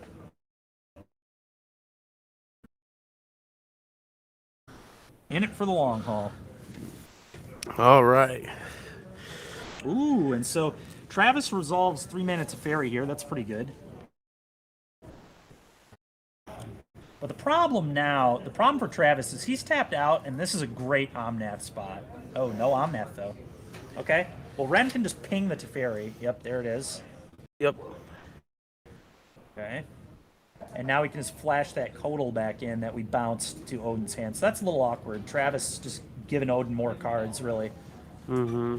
The Jurion deck has so much value attached to it. It's crazy. I know. Yeah. I was kind of sour on it at first. It's grown on me. I was just talking earlier, too, about the canister build from the weekend. He threw Ragavan in it now, too. Oh, why not? Yeah, why not? Are you a red deck? Why ain't you playing Ragavan? Exactly. Yeah, he went 9-1. He won the challenge. Yeah, on Saturday. I oversaw. I think it was a tweet or something that I saw. I didn't catch the full list because I've been kind of out of the loop in Magic the last few weeks on deck lists and everything. Yeah, I know it was on. I think it was 3 main deck Fury, 3 main deck Solitude, and then basically 4 Spreading Seas, 4 Ren, 4 Ragavan, 4 Abundant Growth, 4 Lightning Bolt, 4 Prismatic Ending, just a bunch of 4-ofs, 4 Omnath, 4 Teferi, 4 Ren. Yeah, pretty much 4 of all the good stuff. Right. And he dubbed the new variation of it 4-color no bad cards.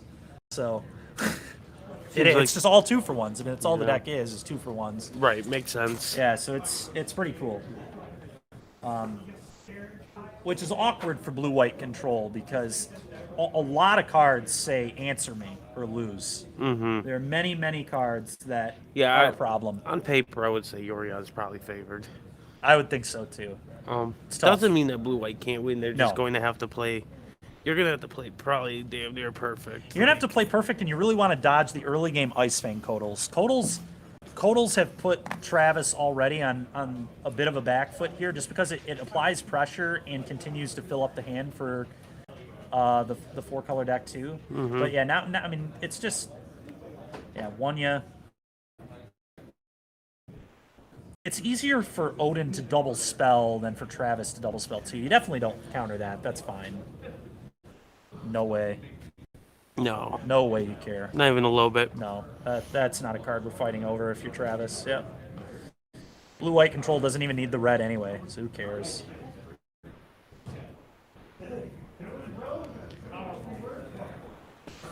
Solitude's actually going to be annoying for Travis too. Just anything with flash that's a threat is going to be a problem. I know. So when I was playing the Jeskai control, I played against like Team of Rhinos back when they were playing like all the 4 Brazen Borrowers and all that. Oh yeah. And I sit there because not only am I dealing with the Rhinos, but now they're flashing these threats and I can't deal with it. They were also playing a full grip of endurance at that time. Oh so jeez. it was just a nightmare for me because you can only do so much, and then you deal with the flashy threats, and then now they got the Rhinos to back it up. And this deck is similar to the same thing. They have all these like valuable things, because then you finally deal with the flashy creatures, they slam an Omnath and start going crazy. The problem, too, is blue-white, most of your removal is sorcery speed other than Solitude, which is a very hefty mana investment. 5 mana is a lot of mana to remove something. I will say, have you ever seen Prismatic Ending for 5? Because I had it happen to me yesterday in Legacy. Oh, really? Yeah. It was a good I've time. Thought about Solitude. Actually, I did it on stream. Actually, Okay. I hit a Teferi, Teferi Hero of Dominaria in the Shadow deck that was 4-color. When I was testing there was a Shadow build like 2 weeks ago that added white for Kaya's Guile and Prismatic Ending. Okay. And so I was playing that deck, and yeah, I hit someone with a monkey, and then had 4 colors and also a treasure. So then I was just like, oh, I guess we'll ending a Teferi. Yeah, which was ridiculous, but when he did it, because I was a turn away from turning the corner, and then I was no longer turning the corner. Makes sense. Nature of the beast. I've had spots where technically I could have set myself up to do it in elementals too, because you can always sprawl name black, but that's terrible typically. But you can set yourself up to do it. Yep. So it's funny, we've just been kind of discussing. We haven't really commentated a ton on what's happening here, but not much is happening here. I'm following the screen. Like, not much is there really going on. I know But this matchup is typically going to be like there's going to be a lot of like standstills. Yeah, and this is why Carly and I wanted to put. I mean, this is interesting, right? I mean, these games, there's going to be a lot. I was saying earlier that it's a little awkward. We can't see their hands in this matchup specifically because this is the kind of matchup where it'd be really nice to be able to look at. Eventually, when I want to to upgrade, I'm going to upgrade our presentation. I want to do like we're going to have like some cameras that's going to be more like eye level. Yeah, that's we'll be able to work on some stuff. I've been like seeing that other people have been doing that. Okay. I think it's very creative, and I like the idea, which in due time. But right now, Carly's over there giving us updates when we need to for cards that we can't see. Absolutely. Okay, and here comes a Solitude. Oh, there are also 4 counterspells in the canister list too. 4 counterspells as well. Is there a world where we should be playing more than 80 if we're playing Yorion? I have no idea, man. I have no idea. I don't think so. Now that we're going up to 80, what's stopping us from going to 100? I'll tell you what. After tomorrow, no one might be playing 80 anymore. So no, that's not true. But I'm gonna request the first stream that you do. I want you to play an 80 card, 80 no card, Yorion. no Yorion. God. Show that 80 cards is still alive. You know, I was saying this on stream today. I didn't say it so far on this cast. It really sucks if they ban Lurrus and Yorion totally as cards, because I like those cards still being able to be played in main decks. Like, I hate what they did in Legacy. Well, I don't think Yorion would ever be played in main decks in Modern. Probably not. But Lurrus, we are actually talking about this. Instead of banning them, they should just like make it in the ban the companion mechanic. Just no more companions. Yeah. We're done with this. This was a bad mechanic. We screwed up. Enough of this. And then because they really should get rid of it. Because and then unban all the companions, like the ones that are banned currently in other formats. Yep. Because the thing is, if they were to ban Yorion and Lurrus and not touch Kahira and Gigantha are still going to see plenty of play. Oh, by the way, The more I thought about, you can unban lures in Legacy. Reason, LED. You pitch your hand, put the 3, put Loris in hand, then you end up playing the Oh, Loris, and that then you makes just sense. replay. You're right. Okay. The Yeah, more I yeah. was thinking about it the Okay. last few weeks. That makes sense. I- Yeah, I'm not the most Well, experienced Legacy guy. Well, you know, so- I've been playing Legacy Yeah, nonstop yeah, for yeah. months now. Yeah, The more I've been playing it, I see these sequences that are happening with Outlaws, yeah. and I can only you're imagine. Like, you're like, okay. Because you got Lotus pedals, you have all these nonsense. Replaying a pedal off of Luris is fun. Like, there's so many cool things. Yeah, I wonder, would Storm play Bauble too if they had Luris, you think? Just as a recurable draw? I don't with think Luris? they played Bobble when they Okay, were doing the thing. Obviously, I don't know what their list would look like now. I'd have to look up some flashback lists. Maybe we should do a little research and look up some of the old lists that were before the companion nerf and before the bands, because we had like Legacy Gyruda running around as well. Okay. So, I can't tell exactly what happened here. Is there Shark Typhoon resolved in play? I think there is. No. Okay, what is this, Carly? What is is that a construct token over there? What is That's the a token? that's a solitude. That's a companion Oh, token. Okay. Yep, that's a companion token, and that's a solitude on the other end. I see. Yep. I have literally never seen a companion token. Yeah, I and don't think. they are actually rarely used, surprisingly. No, I haven't seen it. I promise. You may have put it there. You may have put it there, Carly, but I promise you, I didn't see it. I promise. Steven Degman, everyone. He'll be here till 10:30. Okay, so a time warp was just cast. Big yikes for Travis. And he's just tapped out, which is very awkward. I don't know how do you even get in a tap? Like, we should have paid more attention to what was happening, but there's almost no. Yep. Yikes. Okay. Yeah, it's just, Travis is really struggling here in this game. Okay, there's a colonnade entering play for Odin, and just more threats that Travis is going to have to try and deal with. It's all just not great. All right, well, Odin has a dual card of some sort because he's looking at the backside of the card right now. Okay. Trying to think what that would be. I'm trying to see the hand here. What is this? What is this? He's thinking about playing whatever it is. Yeah. Is it a flip land of some sort? A Valky. Wild. Okay, so we're playing a Valky in this list. I have seen some lists play Valky, but Canister was not on it. So this is not the Canister build specifically, but still just a pile of good cards. Which is why the deck is called Our iteration. 4-color pile. Yeah. Well, if they're playing Valky, this is 5-color. Yeah. We're all in. Yep. We want all the good stuff. Your endings are better now, though. They are, and I also saw some lists play K-Command, too. So you can, okay. like, K-Command the elementals back. That's nice, yeah. Yeah, typically when you add the black, you play a Valky and you play a couple K-Commands. And then you get access to crazy stuff. Like, some people were playing a Binding of the Old Gods. I've seen Binding the Old Gods. I've seen Assassin's Trophy. And all bets are off when you add the black. I mean, you can just do whatever the heck you want. You open up your sideboard realms a little bit, too. You do, yeah. All right, we're going to Spreading Seas. This is a cantrip at the end of the day. Yeah. It's okay in the early. I mean, it's going to hit the colonnade, so it does remove a threat, which is big. That's true. It is pretty big here that he can just deal with the threat. I think you've got to deal with colonnade. There's like no way. Yeah, threat that you can only deal with on the instant speed side of things, which is huge. Not what you want to be doing. Okay. Oh, double Spreading Seas. Okay, that's Another one's cool. Now these Spreading Seas are going to be a lot more effective in the early game. I agree, but they in are the colonnade. But the second one is a pure cantrip. Yeah, pretty much. Messes up his mana a little bit, but he's got so many lands. It's just, Is that number 3? I don't know. Trying to.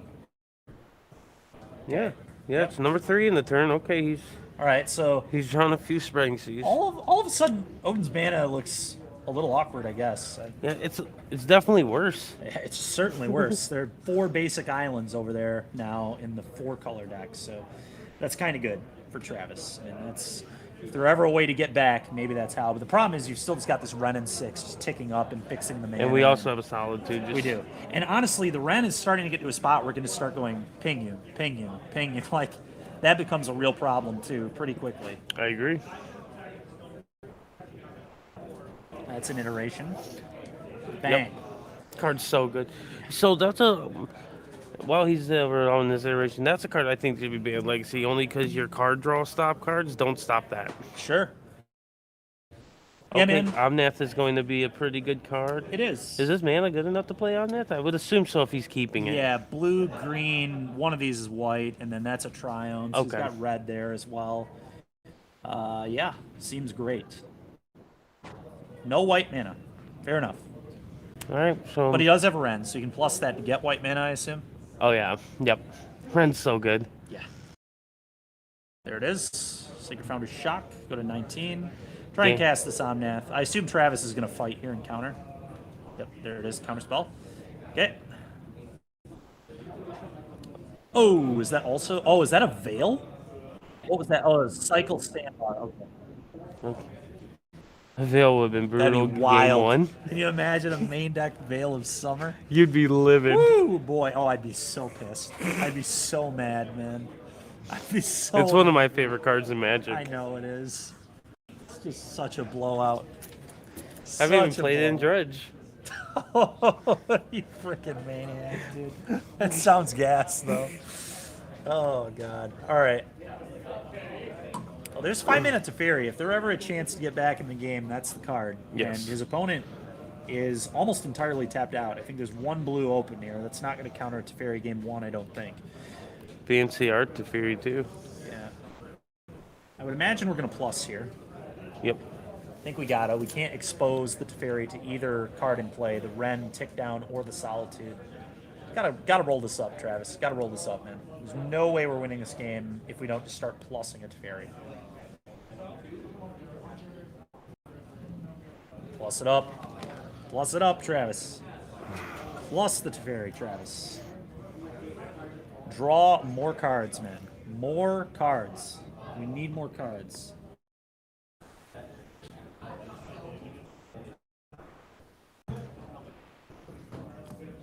Okay. And that is what he did. Good stuff. Okay. I'm all for more cards. Dude, this is... Alright, this is a prismatic ending, I'd imagine. Oh no, a 4th Spreading Seas. Well, time to make the mana even worse. So, 5 basic islands is not the best for the 5-color deck. Really? And so all Travis needs to do is find a prismatic ending or a Solitude, and all of a sudden things start to get a lot harder for Odin.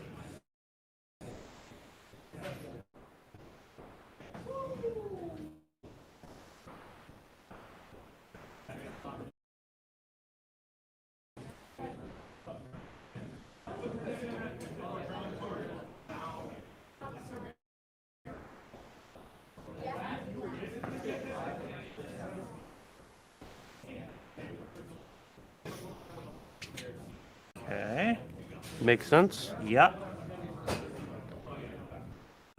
And honestly, this is great for Travis. He doesn't have to take any damage. He's fine with this. Yeah, Fairy's soaking up some heat, and he's low. He's low. He's at added 9. a turn on his life. Yeah, Minimum. Big deal. Big deal. And there's Ren getting another land back. Because I went from a 3-turn clock to a 4-turn just because of 1 Teferi. So it's like draw a card, untap lands, then gain a turn. Yeah. So good. We've got the Ren able to return the Lonely Sandbar every turn, so we can keep cycling that for more cards. It's just so many cards. My first interaction with Ren 6 was in Modern Jun when they were doing it with the Black Cycle land. Yep. It was pretty good. I did not win that game. Yep. Yep. I played with and against that as well. Yep. Okay. Pass, and here we go. Just everybody full grips, a million lands in play. I told you I thought this match would probably go to a draw, and honestly, it might end in a 1-0 win. I mean, it's very plausible that this is where that would go. Oh, I would not be shocked. Cycle this. Draw a card. Resolves. Okay. And I'm starting to feel like Odin does not have Counterspell in his deck. It's just kind of... He's seen so many cards, and I don't think we've seen one Counterspell yet. So it feels like this is a non-Counterspell build of 4-color, which is good for Travis, because if Odin also had 4 copies of Counterspell, that would be really rough.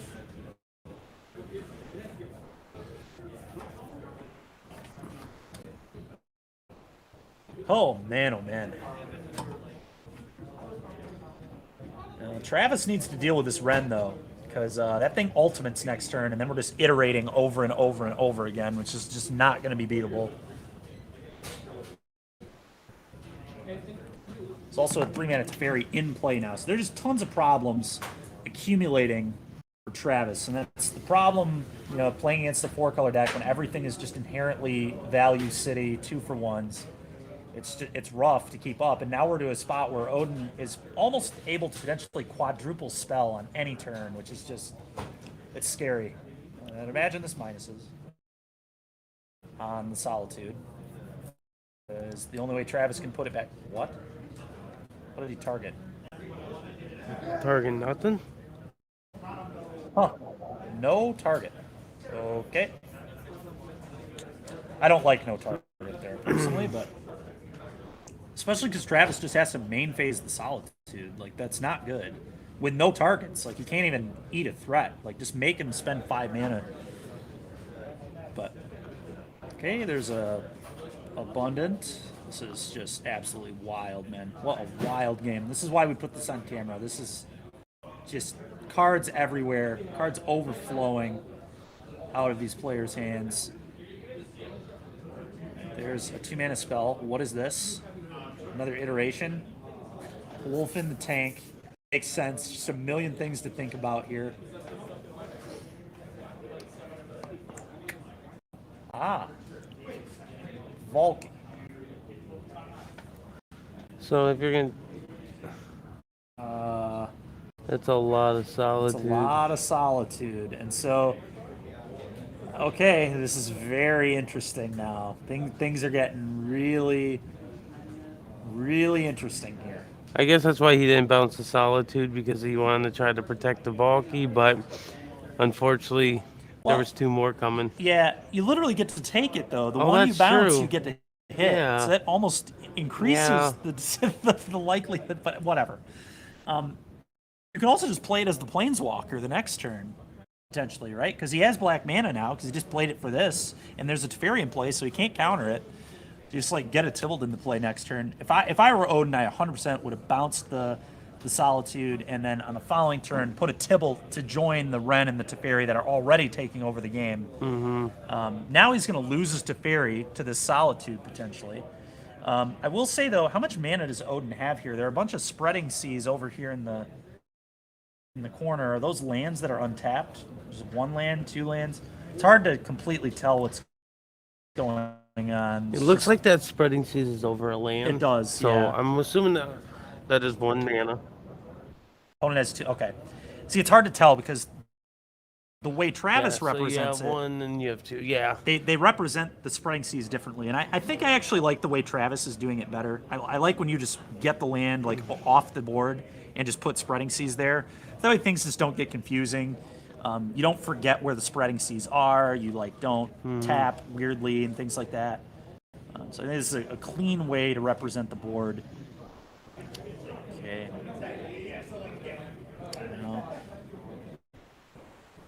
We're going to Solitude off the Valky, I'd assume. We are. Yep. There it is. And, okay. It's looking like baby Teferi is about to die. It is, and that's rough. But the thing that's awkward, though, is we have to pressure Ren, or we just lose to an ultimate. So you might have to leave the 3-mana Teferi in play, depending on what's going on. Because a Ren ultimate is not beatable. You cannot beat it. And he also looks like there's a removal spell coming. Lightning Helix? Oh, baby. Ice Fang Codal, and we can't use our counterspell in hand because there's a Teferi in play. So that's a trade. Unless there are not 2 snowlands, but there certainly are. Snow Island, Snow Forest, right? Or no? Is it 3 other? Oh, you're right. It is 3 other. Yeah. Yep. Oof. Fair enough. It's rare when that's not live. Especially this late. This Yeah. late in the game, that's insane. That's funny. You have to assume Odin may have misfetched or something But somewhere. it don't matter. This Wren's about to pop off. Yeah, the Wren's going to pop off with an iteration in the graveyard. The only way Travis can somehow sneak out this win is literally maybe decking Odin if Odin doesn't like pay it. Oh, and so I said I didn't think there were main deck counters, and my God, there's a main deck Scarab God, which and Travis is just going to pick him up. Save time. You want to be able to try to get it. You do. Yeah, it's awkward because I cannot imagine Travis can win 2 games in the amount of time we have left. But he might be able to force a draw, which is still good. I mean, a draw at, when they're both 2-0 like this, draw still keeps you alive for the big. We're going to go into game 2 now. So we don't know exactly what's in Travis's sideboard, obviously, but what are some cards that you think Travis might be bringing in here? For blue-white side of things? Yeah.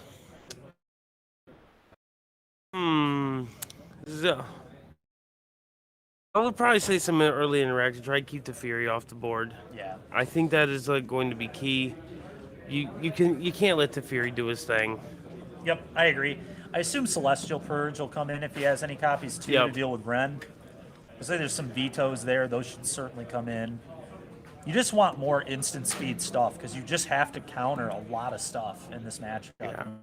You just need a lot of counter spells. That's part of the reason Ragavan was so good out of the canister build. Is if you also have to worry, it doesn't look like Odin has the Ragavans, but he might.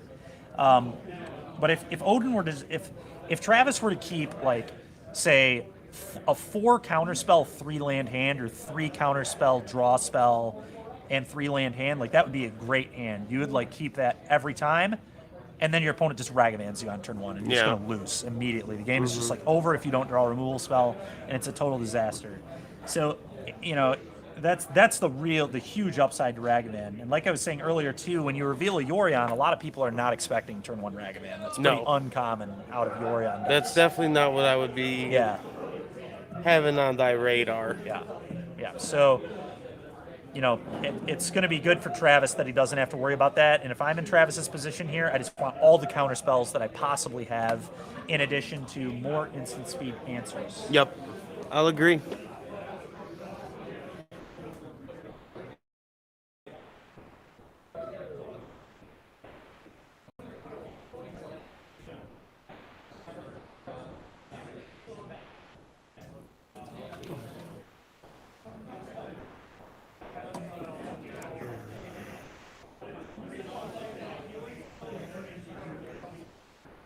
This might be the last time we get to see a Yorion deck on camera. It probably will be. So let's take a moment to actually enjoy this. Yeah, let's just...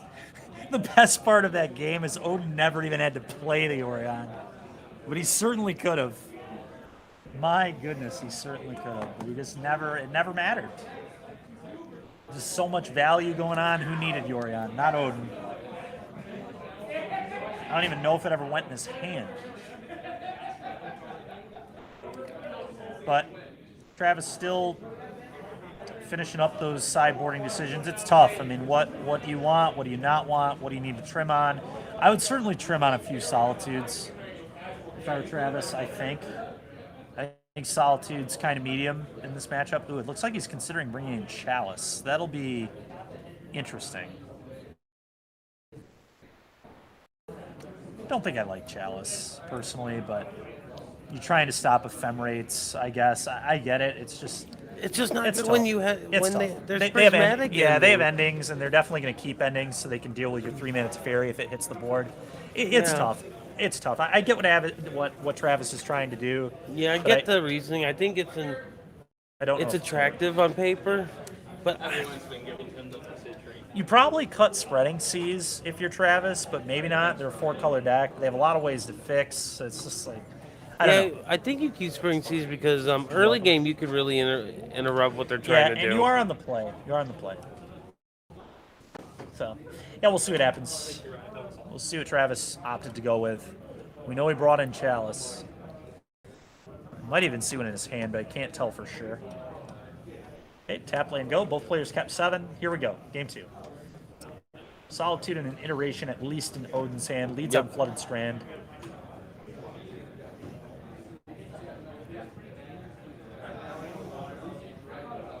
Okay. Well, that man land could actually maybe cause some problems in the late game. Travis could maybe win with that card. Mm-hmm.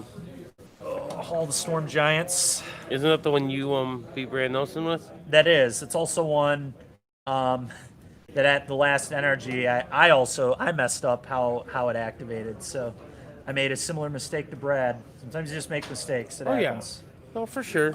I don't remember why, but I thought you could like pay blue and X to activate it because I had just been playing a lot of standard or whatever, and just thought it was like a Lair of the Hydra.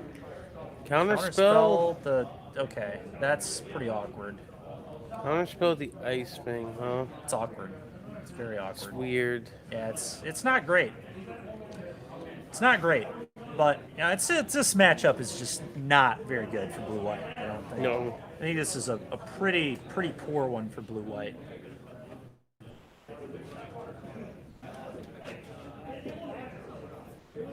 Pretty poor one here, but okay. So there's Odin 2-for-1ing with this iteration.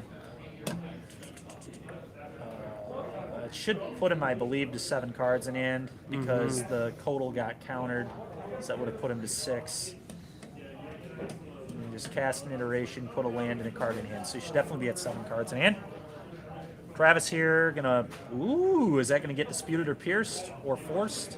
It's not. Okay. So that's, pretty good for Travis. Travis is going to really have to hope that Odin can't Prismatic this. But if Odin cannot Prismatic this could be big for Travis. It could be very big. Getting a Teferi. So Odin better have some big biz at all. He's got a couple Omnaths, which are actually not going to be that good into a 3-mana Teferi because you would just absolutely unsummon it. And just let him replay it the following turn. Okay. That's a Field of Ruin, I think. Is that a Field of Ruin? What a weird land to have in your 5-color deck. I don't. That's a Steam Vents. That's a Steam He Vents. just grabbed the wrong land. I know. It's super funny. Bro, that's a Steam Vents.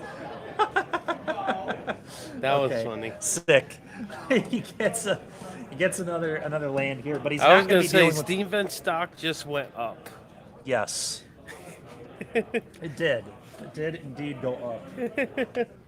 Far better than it was in the past, but Feel the steam. Let's go. Odin, this is bad. This is not a good Oh no, situation. I expect a game 3.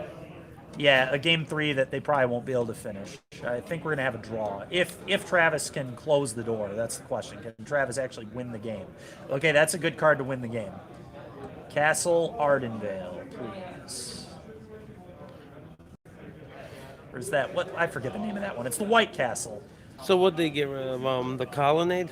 Is that what they went with? I assume so. Yeah. It's unfortunate that Travis drew all these man lands. For Odin, at least. Yeah, it is. Okay, there's an ending. Yeah, I bet you that ain't resolving.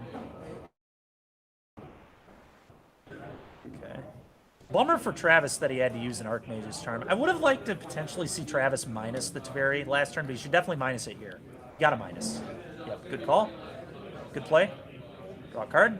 Another counterspell. Perfect. That's exactly what you want. Pass. Yep. And honestly, Travis. Yeah, we'll see what happens. Odin needs to start forcing the issue, though. He's just got to start jamming threats. It's pretty awkward, but it's just how it's got to go. Travis is going to force a negation like anything that... Yeah, that ain't happening. Force a negation. See you later. Goodbye. Force a negation. Force it. Force it, Travis. Force it. There you go. Exiled. Yep. That needs to be... There we go. Yep. Carly will address it. And it was addressed. It was indeed. So, there we go. Travis. Oh, okay, not. Okay. Untap. Draw. There's a draw. So the one benefit to Odin, like forcing the issue, is turning off from that castle from animating and making not animating, but making 1/1s. Which is a huge deal because every 1/1 just increases that clock, basically double. Yep. It goes from 1 a turn to 2 a turn to 3, and then things, once you're taking 3 a turn, you're dying pretty fast. Oh, yeah. So.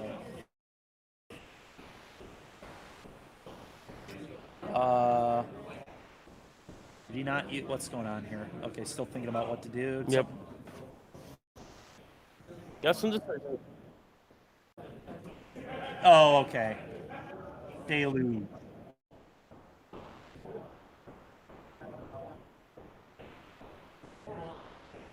Okay. Okay. So 5 minutes fairy in there. That's good. Looks like there's a subtlety as well. Subtlety seems great, actually. Subtlety is nice because it's going to deal with pretty much anything and also be a good threat to close, which is huge. We need threats to win this game, and we need threats that don't involve using a bunch of mana until it's lethal. Okay, land plus. Good sequencing there from Travis. Let's use the Deluge, did our land drop, which he did, and then found another counterspell effect, I would imagine. So Odin, I mean, again, you gotta force some issues here. You just gotta play your spells and hope that Travis doesn't have counters. It's a Fury of his own, and Travis, okay, he says okay. Okay. Interesting. I'm surprised. So does Travis just not have a counter? I think I see counterspell in his hand, so I'm a little confused, but maybe I don't. Yeah. I must not. I mean, there must not be a counterspell in his hand. Yeah, I think almost no 100% does not have counterspell. Yeah.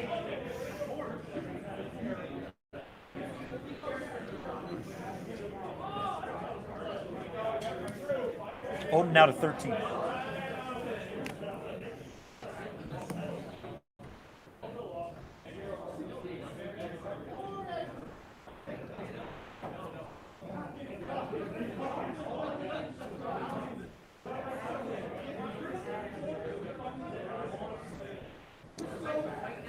Okay, so here comes Omnath, I would assume. Yep, and you will assume correct.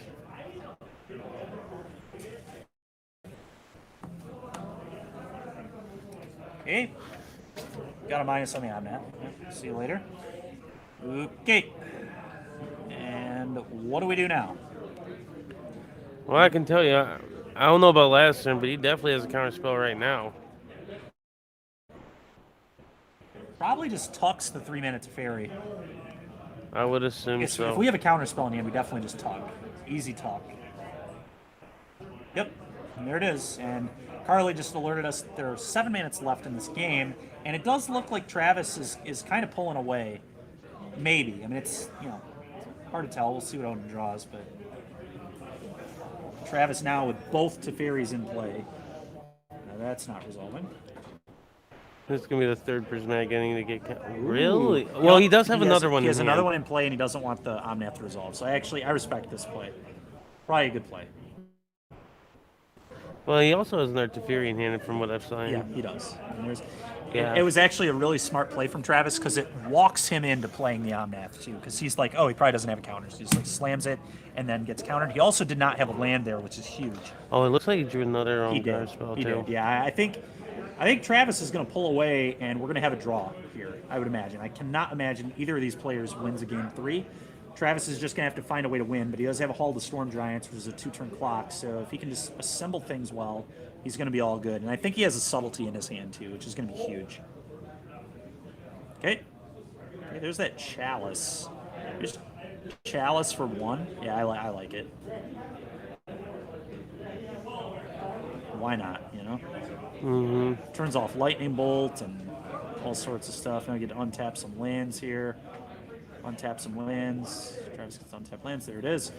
Okay, and Odin's trying to force an issue again. Omnath, meet counterspell, or subtlety. Might even subtlety this. I think we subtlety this. Let's get a threat out there. Yeah. That's good play. It can't time. Oh, it could. Yeah.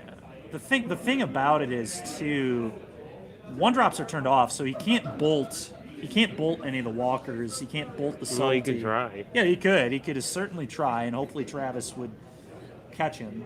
Okay, there's a fetch down to 12, and now subtlety is just a 4-turn clock. So things are getting not good for Odin because all the Storm Giants can fire up and just represent 10 damage. That's actually a fetch shock. So Odin has just put himself to dead to the Hall of the Storm Giants if Travis is able to answer whatever he plays here, potentially. Interesting. Very interesting.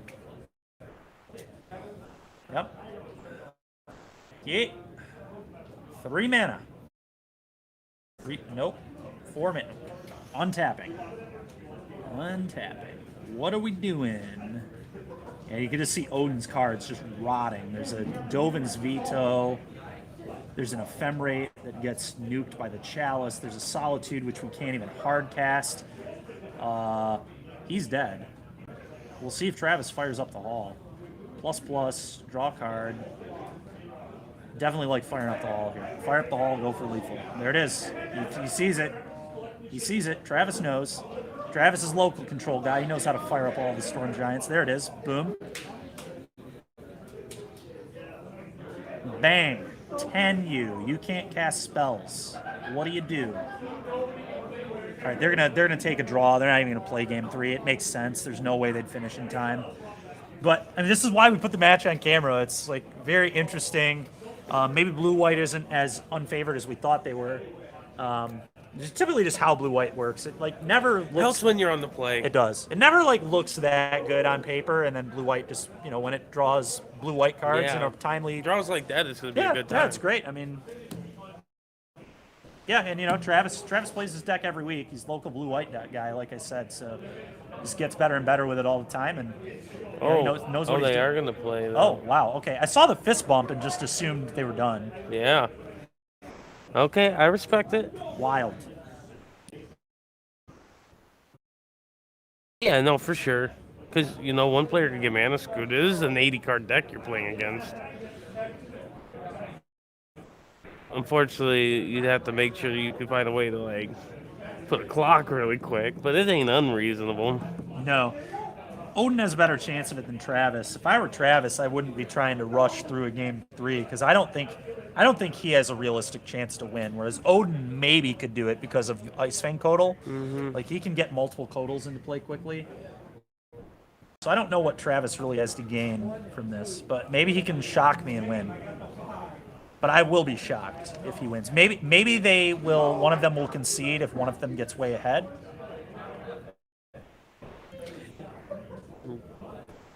Be interesting to see. It will, yeah.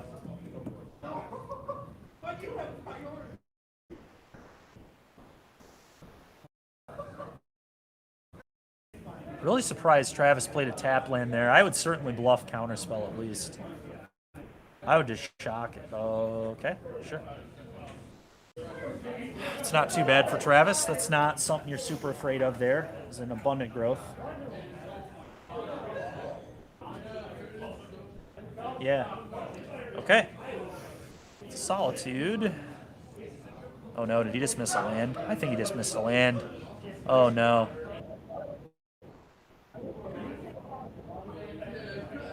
We don't see that yet. Prismatic Ending.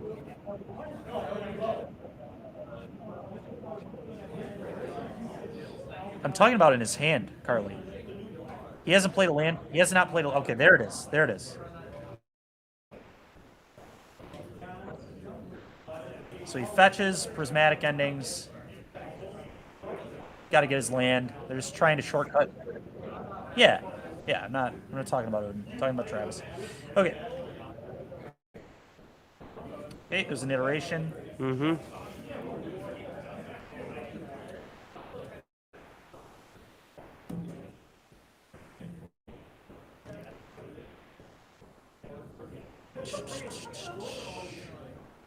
Okay, Odin puts that on the bottom. Puts that there. It's almost hard to even follow 100% of what's going on because they're just moving so quickly. But both players trying to eke out a win.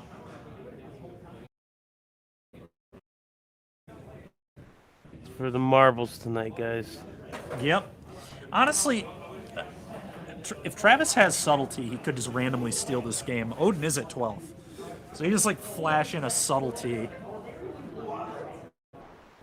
Yeah, flash in a subtlety, counter something, 3U, 3U, 3U, 3U. Might just be good enough. And he does have another land there. He also has a Solitude in his hand, which is just 3U, 3U, 3U. So maybe Travis can really surprise me here and get a win. This is a good clinic on how to play quickly from both players and finish them. Is that going to resolve? No, it's not. See you later. Okay. Omnath countered. No. No. Draw. Oh, they're on turn 2. I didn't even see the guy was down there. Yeah. Well, like we saw, not saw, but said, draw. It was pretty expected. It was. I mean, once game but 2... both matches were pretty fun to watch. Oh, this is a great match. Yeah, I'm really glad we put it on camera. Hopefully other people enjoyed it too. But yeah, but we'll go ahead and take a few minutes to go get things wrapped up for the final round. Sounds good.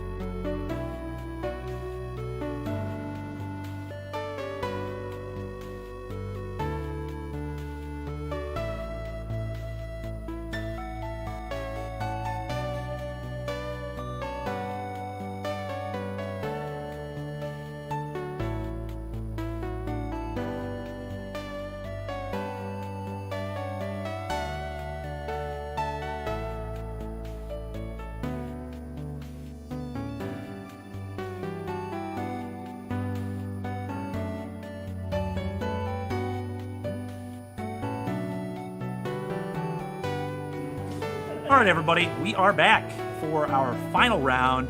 Both these players are now. I forget, Larry. Are we paying out to record now here? Oh, I have no idea. Well, they're both live for top 8. I'm not sure how the prizing works this week, but they're both live for prize. Yeah, they're both live for prize. They're fighting for it at table 4. So they're top 8 currently. One of them will not be if they lose. And it looks like I saw a Stoneforge over here. So. Ooh, but it's Stoneforge with Yorion, so it's probably some sort of D&T build. The real question is, I think Nate is on his version of Jun. He is, yeah. Playing Elvish Reclaimer. Which is part of the name. There's a NRG grinder that is fairly well known, and he said he got it from her, and she's been 5-0ing some Moto leagues with it. Okay. But yeah, it's a Jun I probably Reclaimer. know who you're talking about, but I can't put a name to the face. Yeah. But no, that's awesome. No, when he was telling me about it, the sequencing he was telling me, like some of the situations sound really cool. Yeah. And I'm a big fan. He's like, sacking Saga to get another Saga, still tutoring with that Saga, but getting a Saga put right back into play is kind of cool. And it looks like this is green-white Stoneblade. I think that's what that is. Okay. Charlie will let me know if I'm wrong, but... Okay. I don't know what that means. I know what it means. It means it's going to be sweet. Yeah, it's going to be... I saw a Stoneforge over there. So Thank you, Carly. I agree. It does probably mean that there will be green and white cards. I do agree with that. My point is, I don't know what green and white cards there will be. I did see a Stoneforge. I suppose we know that there are going to be Stoneforges and Blades. No. We're gonna see it prime time with Yorion. Let's do it. I mean, that'd be something.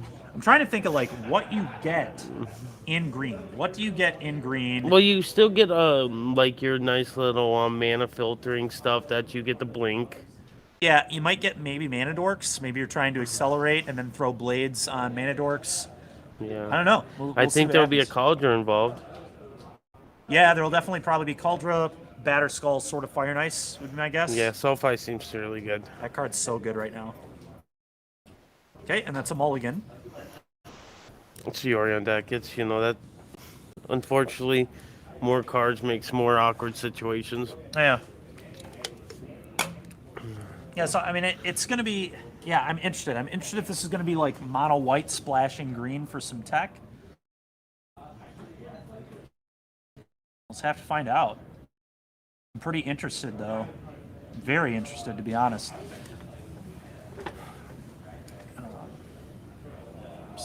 And Nate kept his 7. So Nate already in pretty good position, playing the hand hate spell deck, and his opponent's on a mulligan. Not where you want to be. Mm-hmm.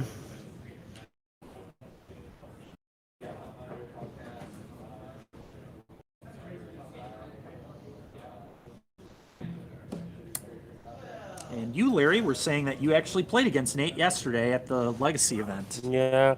Yep, game 1, I beat him down with triple Wasteland. He was on Blue Red Delver for reference. Yeah, Wasteland's pretty dang Game 2, good. he got me because he hit bomb off a monkey. Yep. And game 3, he kept all removal for, like, killing my creatures, and I went into the Saga route. Yep. Yep. No, yeah, you typically can't keep the all removal hands against taxes. You've got to have at least one threat. Well, he had threat, but it didn't matter because the Saga was just creating too much of an issue. Sure. No, I mean, like, yeah, he kept the hand out interacting with the creatures, but not the Saga. And sure. Because usually, it feels like the draws usually go one way or the other. You'll get, like, the Wastelands meltdown, like, hands, but then you'll get some of the, like, removal, like, dealing with the creatures, like the 1 damage to everything, festivals or whatever. And a bunch of, like, the lightning bolts and stuff. And then I went, like, turn 1 Vial, he dazed it. Then I went turn 2 Vial, Shadow Sphere with a Saga that turn. And then I started making constructs that were just too big. Yeah, double Vial hand. It's too good. I know I would have been annoyed if I played against that. The 2 Vials and the 80 cards. It always happens. It's cool. Oh, my God, man. When I was testing... Turn 1 Monkey to lead it off. Yeah, about as good as it gets for Nate here. And then... Yeah, he's not playing Darcy anymore. There's a Stoneforge. So that definitely is the best turn 1 threat-wise. Yeah. Because I don't think Reclaimer is very good turn 1. It's not. It's just very vulnerable. All right, is. Stormfire Ice makes sense. Yeah, Monkey is certainly the best threat on turn 1 in Modern. There's no comparison. I am always much more annoyed and concerned about a turn 1 Monkey than a turn 1 Darcy. Monkey's price might go down drastically tomorrow, guys. Oh, yeah. Very true. Okay, so Nate's going to play a Saga. And play a removal spell and hit, and here we go. Monkey just doing monkey stuff, monkeying around, if you will. There's more mana. Are we not flipping a card? Or he flipped the land, okay. Oh, yeah, and there's more removal. Just... Uh-oh. Eric potentially in some big trouble. Big yikes. We need like Thraben Inspector plus another Stoneforge here or something, or Prismatic This Ending. is not looking good. No, this is what Ragavan can do. It can just if this doesn't get answered now, this thing is going to run away. Just completely run away with the game. Just accelerate mana beyond where it should be, and just it's damaging Eric's life total. It's giving him extra mana. It's giving Nate extra mana, that is, and it's rough, man. It's just so bad for Eric here. Yep. There it is. Here's the Stoneforge again. But, I mean, Nate's just got the answer to it in play, has a spell bomb, so he'll pop that off and kill Stoneforge again. Yeah, there's a Shadow Spear. I mean, Eric's trying to double spell here. Respect it, and it's a good decision and a good play. But, Nate is just going to untap here and then pop off the spell bomb, kill the Stoneforge, hit again, get another treasure, potentially steal a card. And it's just, things are just spiraling. This right here is exactly the problem with Ragavan. This card is stupid, and it's completely dominating this game. It's just entirely dominating the game. It definitely is. And not only is it dominating the game, it's also fueling the Saga. Like, it's letting Nate actually use Sagas when he shouldn't be able to. And Nate just using a heat doesn't even want to use the spell bomb, because why would you? Because it pumps your construct tokens, and your treasures pump the construct tokens too. It's just, I mean, this is just bad news for Eric here, and it's about as bad as it could possibly be. I'll agree. It's not where you would be comfortable at all. So Nate, I'm trying to see. Nate should have 2 treasures, but he's considering using one of them, or using both of them.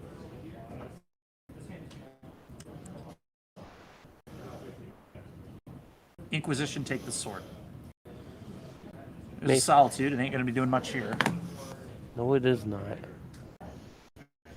What, the Shadow Spear? Looks like a Shadow Spear. Yeah. So, and maybe Carly can... What happened to the second treasure, Carly?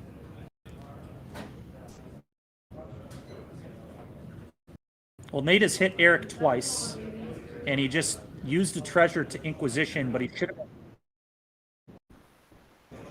Oh, they had an ending. Okay. He ending the Shadow Spear. I missed that. Okay, thank you.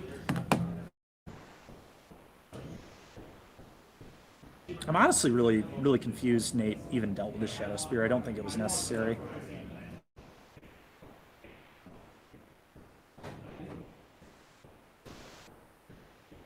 Also don't really understand why we're... Oh, he's just putting Yorion in hand? Oh, so he can Solitude. All right, I respect that. That's a good draw from Nate there, I think. But yeah, so what Eric's setting up here now is probably just Solitude the Monkey. It's like, God, it's just so bad, but maybe it's what he's doing. Okay, so Nate floating a colorless, getting probably like a Springleaf Drum or something. I don't know. You definitely want something that generates mana, or a Bauble to redraw to try and hit lands. Nate's mana is really awkward here. That is one downside to the way he's drawing at the moment. And it's a Bauble, so he's trying to find lands, probably.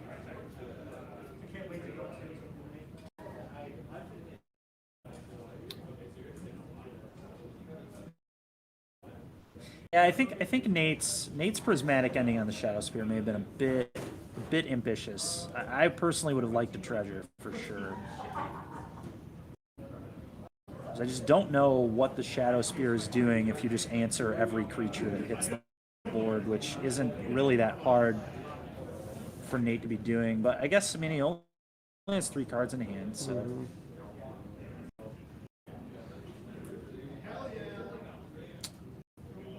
What is happening here, Nate? What are we doing? We're making a construct.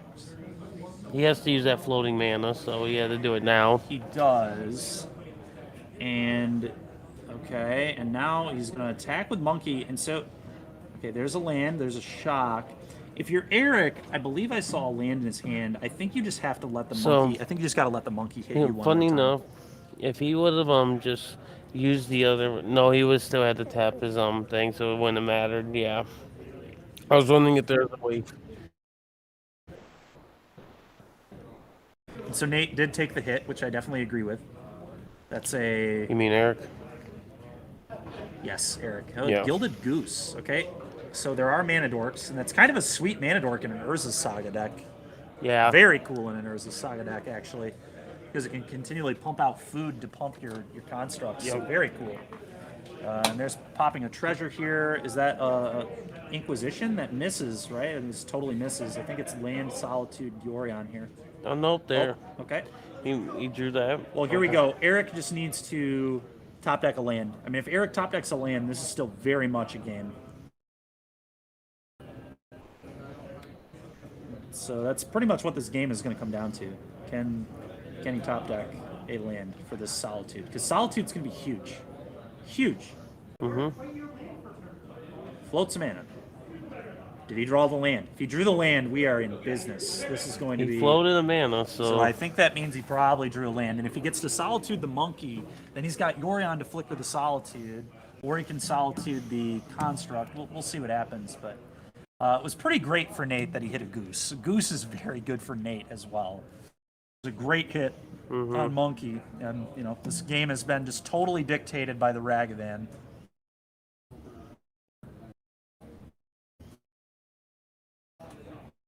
And that is a Pithing Needle. Ooh, that could be pretty good. Whoop. So what do we name here? We could name Urza's Saga to prevent Nate from being able to make another guy. We could name Shadow Spear so he can't equip. We could name Goose so Goose can't make more food. I don't know. We'll see what he goes with. Carly will have to let us know. Yeah, this is... All right, Carly's going to put it on the screen for us. Classic Carly, putting the Pithing Needle on the screen. It's very good screen management from Carly. Excellent. That's why we keep Carly on the team, for maneuvers like this on stream. Just excellent stuff from Carly. All right, there it is. A Gavany Township. That is the land. We've got Solitude here. I'd imagine hitting the monkey. I haven't seen Gavany Township in a minute. I know. I mean, I guess that's Urza Saga. One of the reasons to be green-white. Okay, I like naming Saga. And I think I like doing that. Monkey's just completely controlled the entire game so far, so we've got to deal with it. Because if Nate has another removal spell and just gets to keep hitting with Monkey, it just gets more and more embarrassing. Floats some mana. Yep. Floats some mana. Gets a thing. It's probably either going to be a bauble or another way to deal with Solitude. I've already got the Shadow Spear. It's a bauble? Yep. Reasonable. Yep.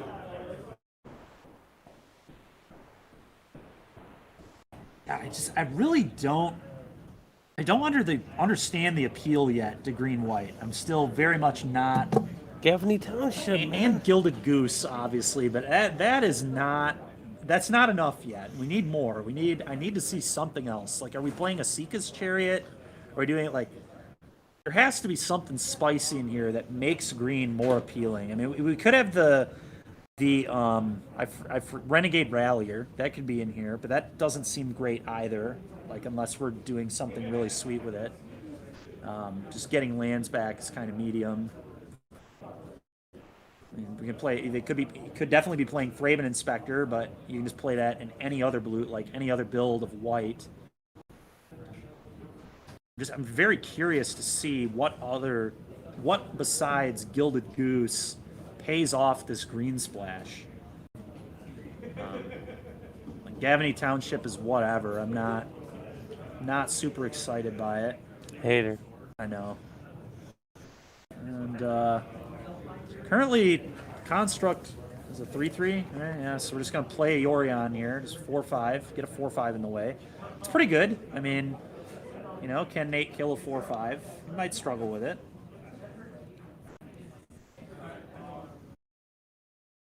Man, I'm really boggled right now by what this green splash is going to be for, other than the Gavany Township and the Goose, because I'm certainly not sold on this yet. To be fair, it's going to be hard to ever sell me on anything like. If you're going to do something like this, I definitely like the blue-white variation, because you get Urza, which is a busted card. You get all sorts of like card advantage, and then you just get a combo.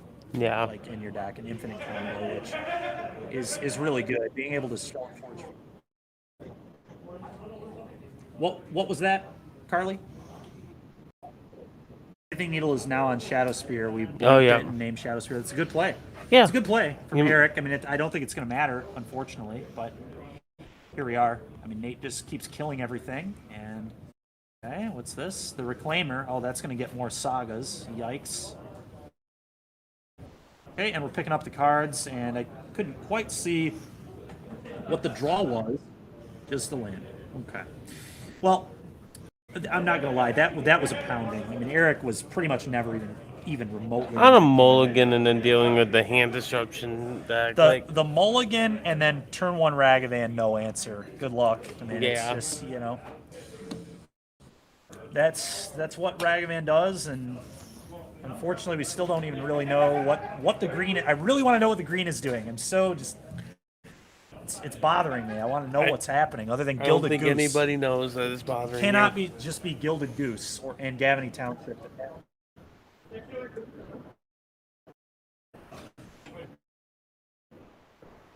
I mean, that ain't it either. I'm not interested in Ramoneth Excavator. But you're right. That's fine. That can replay the that can replay. I did forget about the Ramoneth Excavator because the card was so wildly irrelevant in that game that. Anyway, yeah, I don't know. I mean, I've seen nothing that even makes me kind of excited for green white. I guess you get Night of Autumn. Night of Autumn's kind of cool because you can blow up Urza's Saga, you can gain 4, you can play it as a 4/3. But it's just like we're playing green white. Why aren't we just playing like Bant, when we get like really good cards? We get like Ice Fang Kodal. We could play Urza in that deck too potentially. And then at that point, once we're playing Bant, why aren't we just playing 4-color for Omnath and the other good cards? It's just like I'm just not sold yet. I wanna see some good stuff.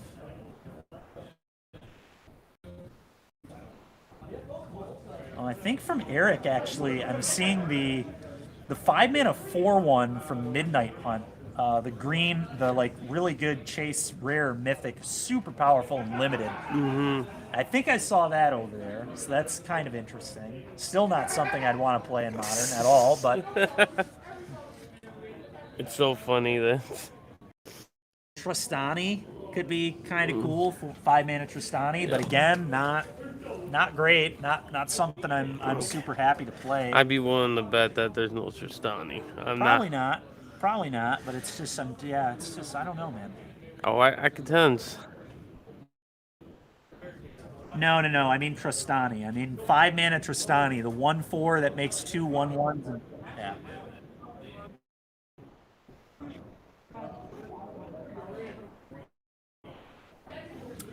Yeah, I have no idea. Not a clue. We'll see if we find any more. Oh, there's Aldemari's Call. Okay, that is a good card. I'm seeing him flick through cards, and I think I see Aldemari's Call. That's pretty good. Yeah. Being able to tutor any creature in your deck is nice. So you play a bunch of bullets. Maybe there's a combo in this deck. Maybe he's doing Vizier of Remedies and Devoted Druid or something. Maybe there's Walking Ballista. Who knows? So maybe we've just got some sort of infinite combo in this deck as well. Oh my god.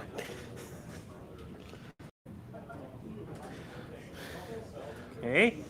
You're trying to think about how do I sideboard here. Okay.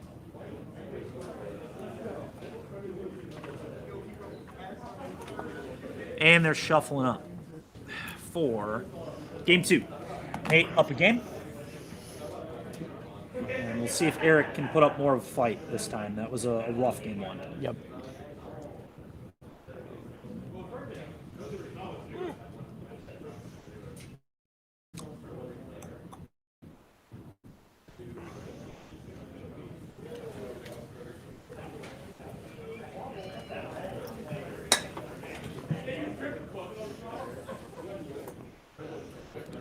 Gray White Stoneblade's gonna be sweet come tomorrow when there's a ban.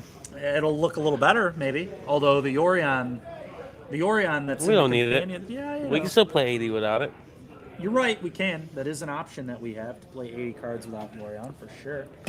I've done it when I forgot to put my Shout out- Yori on Shout correctly. out to our man Atlier from those PTQs we kept playing in, where he played 95 card Yorion. He played 70 cards Sultai no Yorion. He played all sorts And of I just love wild talking to him, and nonsense. he was like, "Yeah, I ran the numbers and it was correct." I love it too that it was just like some bakery owner or something in Japan. Yeah. It's just so cool, dude. Believe me, if it wasn't for the language barrier, I wanted to get him on the own podcast because Yeah. it would have been pretty fun. It would have been really cool to talk with Since him. he had your number. Oh, he definitely had my number. Yeah, he beat me like almost every time he played me. I Yeah, think. I don't there was know a that I tournament where I beat him, and I thought it was a joke, and then he just curb stomped you. Oh yeah, It that was was that wild. was the weekend I played Jun Food and just couldn't. I got beat so bad that night. I never played that deck again. Like that's how bad I lost to that deck. Like I was so pissed off. Like I kept mulliganing to 5. Just couldn't open a functional hand. It was so annoying too because the deck was great. Like I know the deck was great, but I just drew so bad with it and just got beat so bad that I was just so turned off to it. We're trying to get our hands together here. Yeah. Is Eric on a mulligan here, Carly? Did we miss a mulligan?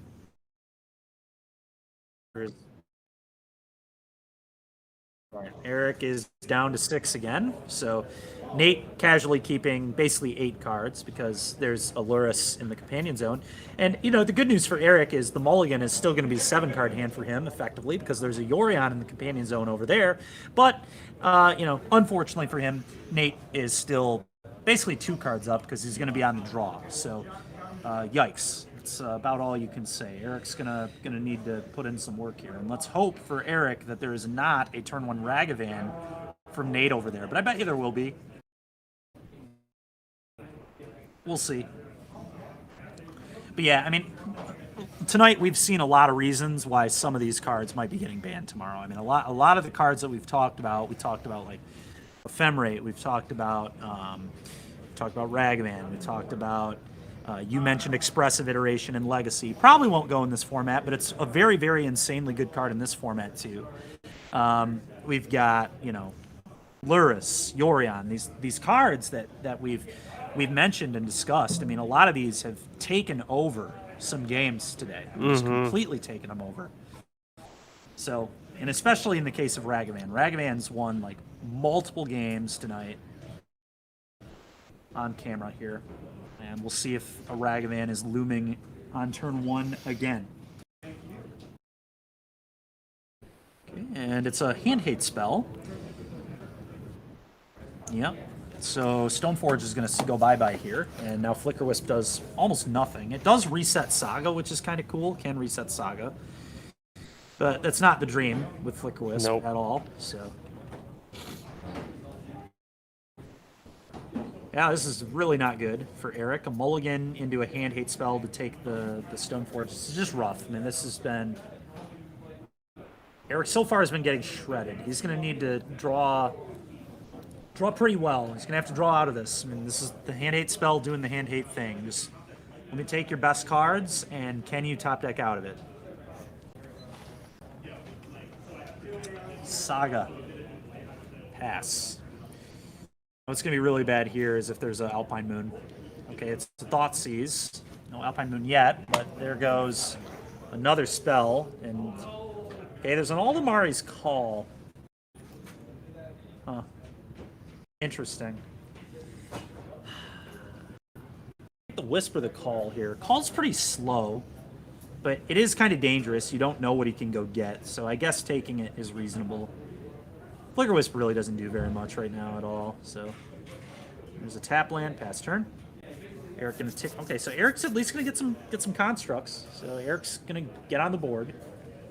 I think you just gotta make constructs. There's like no way you can do anything else. You have to leverage some value out of this saga, especially being down to 6. And basically down 2 cards, like I said. We gotta get some value off the saga. We gotta make Nate deal with these.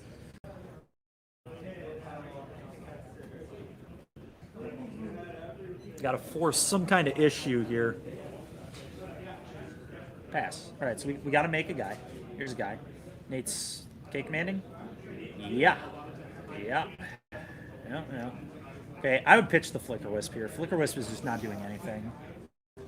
Just doing next to nothing. I think we just got to get rid of that card right now. It is a flyer, so it pressures in the air. You need a second white to even cast it, though.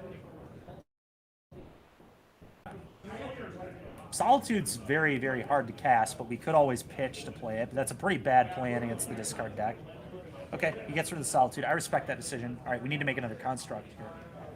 Draw, tick this to 3, make a construct, go tutor, probably Shadow Spear. Pithing Needle would be reasonable too. Trying to think what Pithing Needle would name here. Ren would be reasonable. EE would be reasonable. Probably the 2. Mm-hmm. Maybe Bauble, because Eric might not be playing Bauble, so you could name Bauble. There's a Bauble in the graveyard, so Luris is going to start recurring that. Yeah, he's not a Luris deck. Oh, Tormod's Crypt. Okay, I don't know. I don't know if reasonable. It is reasonable. I don't know how good it is, but it's reasonable. Yeah, and there's Luris to hand. And are we about to see Luris take over another game? We've seen Luris take over games. We've seen Ragavan take over games. And these are 2 cards that we've talked about that might get banned. Are we about to watch Luris just run away with another game? Luris Bauble. Luris is going to not have a graveyard. That is true. But the question is, will there be another Bauble? Yes. That's always the question. Is Luris going to be up to more nonsense? Okay. It's probably a lightning bolt from Nate here, I think. That would make sense. Yep. Or an Unholy Heat. Doesn't really matter. It's an Unholy Heat. Mm-hmm. Stuff's good enough.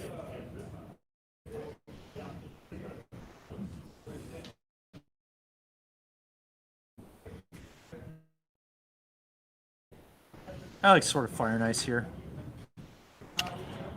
Yeah, I don't like taking like cards like Cauldron like this against a deck that plays so many threats. Yeah, you have 2 mana. Yeah, your threat's just gonna die. I mean, your Stoneforge is dead. Stoneforge does not live against these decks like ever.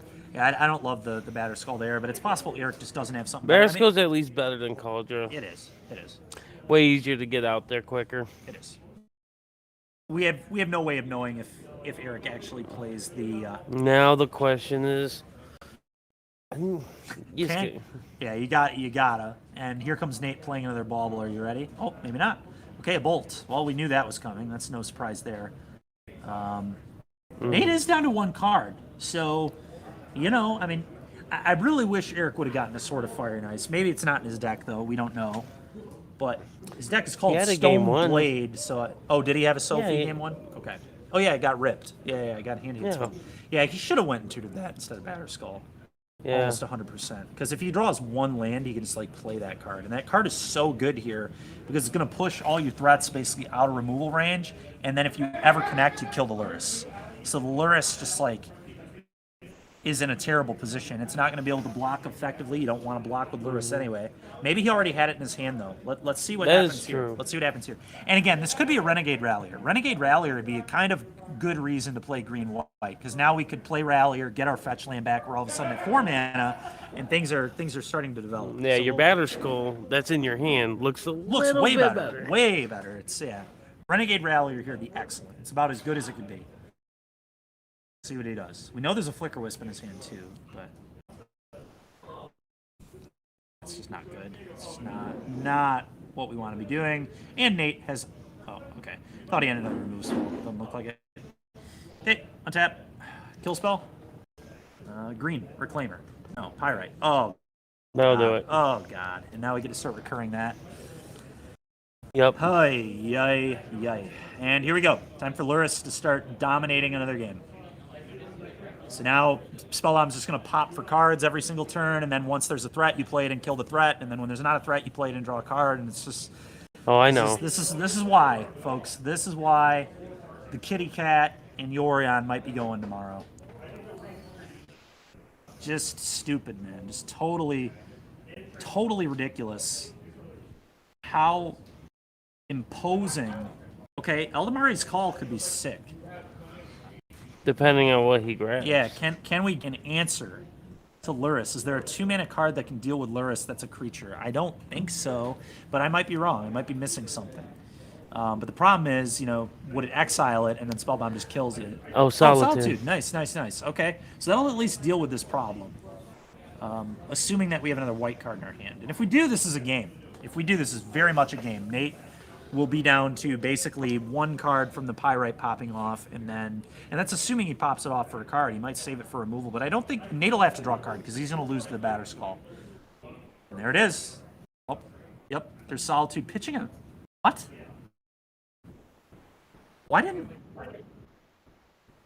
No, it was a Ranger Vios, right?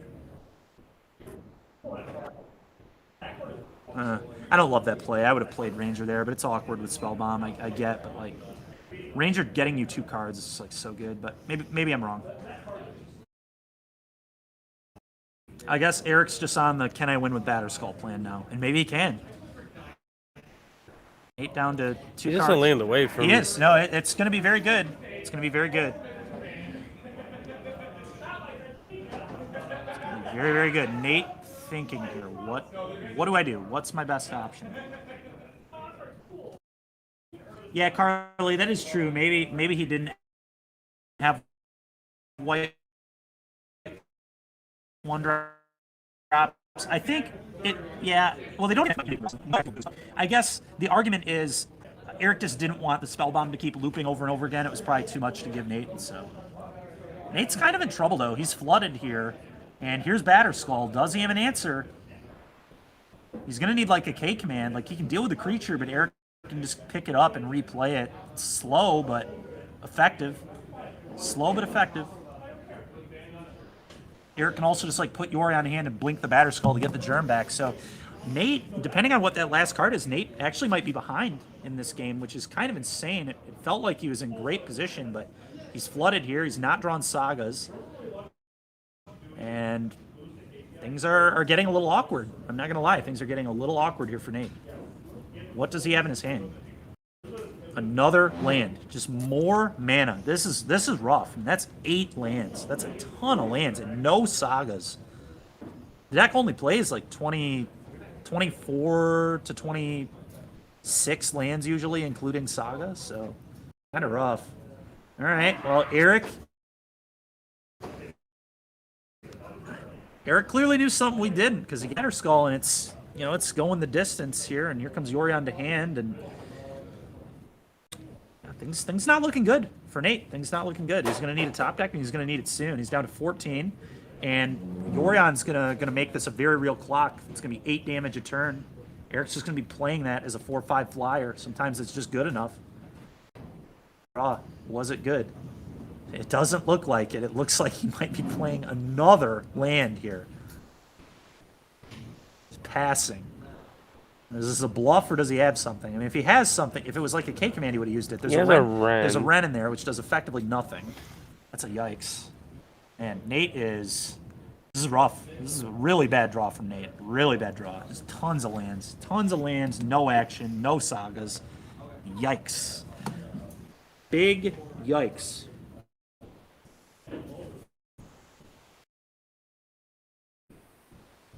Yep, good play. Good play. Just get it in there as a 4/5. Nate clearly does not have removal. Just drew more garbage. Nate does not look happy. What's this? Fatal Push? Fatal Push is pretty embarrassing here, but that might be the draw.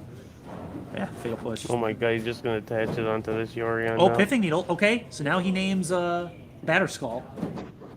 So it can't bounce, nor can it be equipped. Okay, so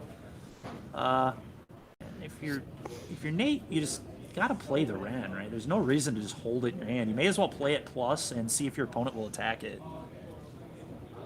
and start getting its loyalty higher. There's like literal no reason to not put it into play, in my opinion. Like what are you waiting for? What is the benefit to hold it? There is no benefit to Could hold help it. you hit your land drops. Yeah, most importantly, it gives your opponent an avenue to make a mistake and give you one more turn. And it also just it sets up a potential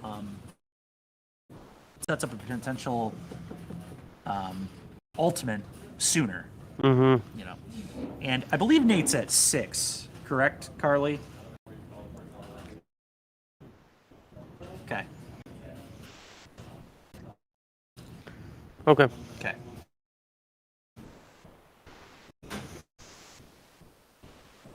Well, Nate's got some time. He's gonna have to draw something to deal with this Yorion, though. Ghost Quarter. It's gonna be good for Saga. Really good coverage for Saga. Oh, yeah, I like it. Hit the pithing needle. Yep.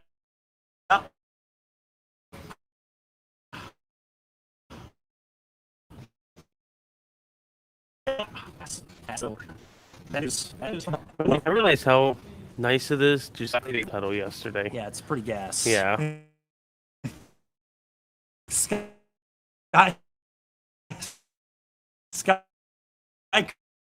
playing pretty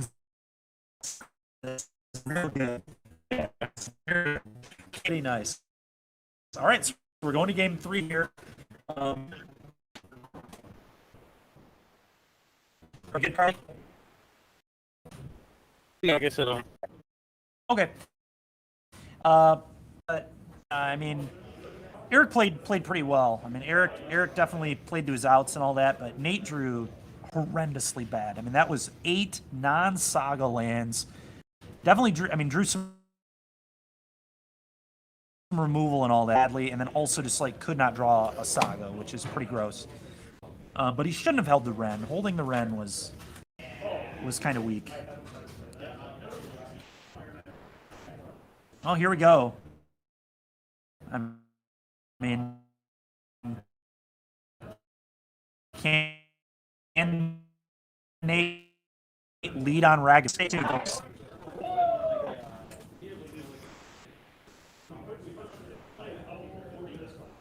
Maybe the last time you ever get to see it in Modern or Legacy.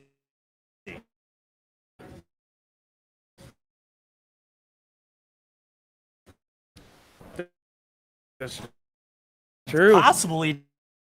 Oh my god. He's like busted. Busted starts, man. Your audio keeps cutting in and out. Do you mind just leaving a call and then coming back in? Yeah. Like, it's lagging real bad. Yeah, that's fine. Okay. Where are we now, Carly?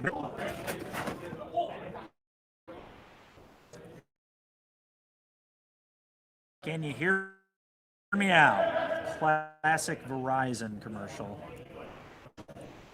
Mm-hmm. Can you hear me now?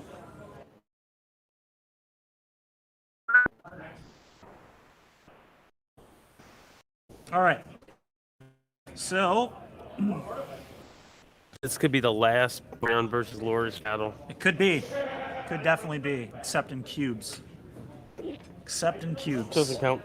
It's fair. You're right. It kind of doesn't, but. Okay. Nate took a mulligan. Did Eric take a mulligan?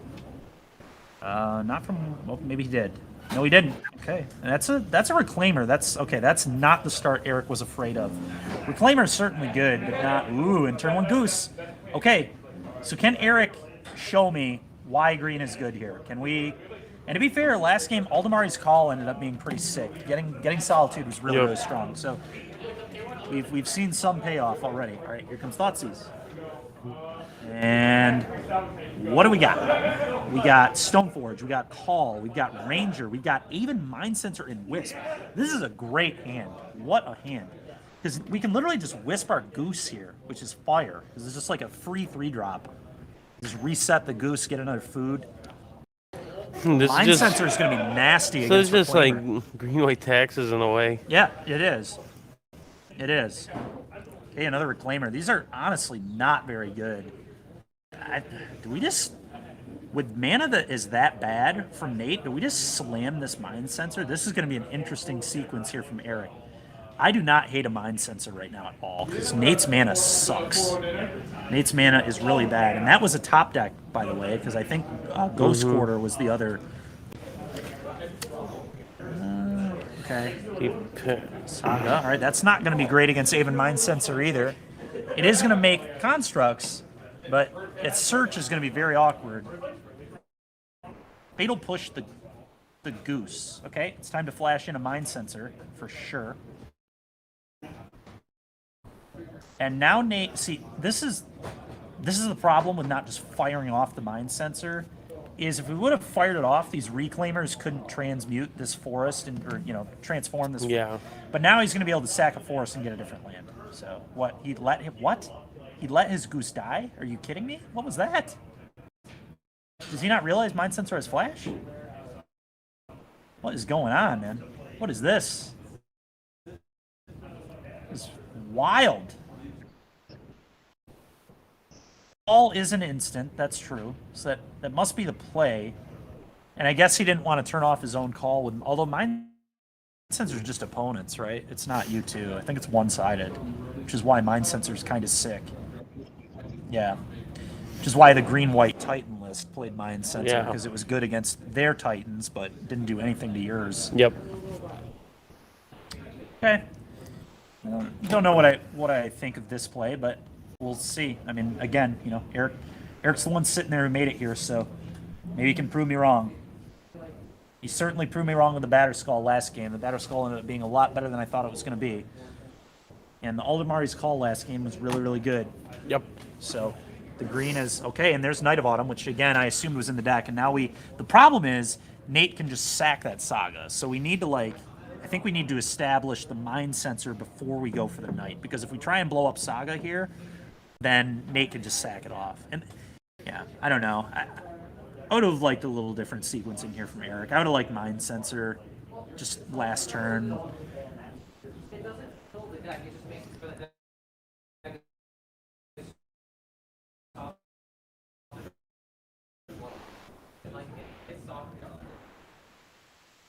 Okay. Eric with a draw. Okay, there's the Ghost Quarter that we know about. Yep. I don't like this at all. He's just playing right into Reclaimer. Yeah. This is not how it's done. Man, just gets another one. It's embarrassing, man. That's freaking embarrassing. Oh man, that is. Oh man, and maybe Eric didn't see it. I'm assuming Eric just didn't see it. Maybe just to take a turn, one less turn with the constructs being out. Well, it's not even one less turn, right? Because it just goes to 2. It's just still on 2. Yeah, I guess nothing even happened. That's fair. Yeah, he basically just played a 2-1. Yeah, just played a 2-1. That's all that happened. It's so Nate showing why Reclaimer is good, but some of this is like modern players are not used to playing against Reclaimer. They're not used to what it can do. So they miss stuff like that. But that was like horrendous, right? I mean, we paid 3 mana to play a 2-1 that did literal nothing. I mean, it actually did nothing. This is why the Mind Sensor just needed to go into play. So Nate would not have been able to do stuff like this. He had Fatal Push, but losing a land would have been really awkward because he may not have been able to replace the land. So, yeah, I don't know. Don't know, but I'm not loving where this is going here for Eric. He needs a land now. Must hit a land. If he doesn't hit a land, things are really bad. But if he does hit a land, he can Aven Mind Sensor and then Ghost Quarter off the Urza Saga. Mm-hmm.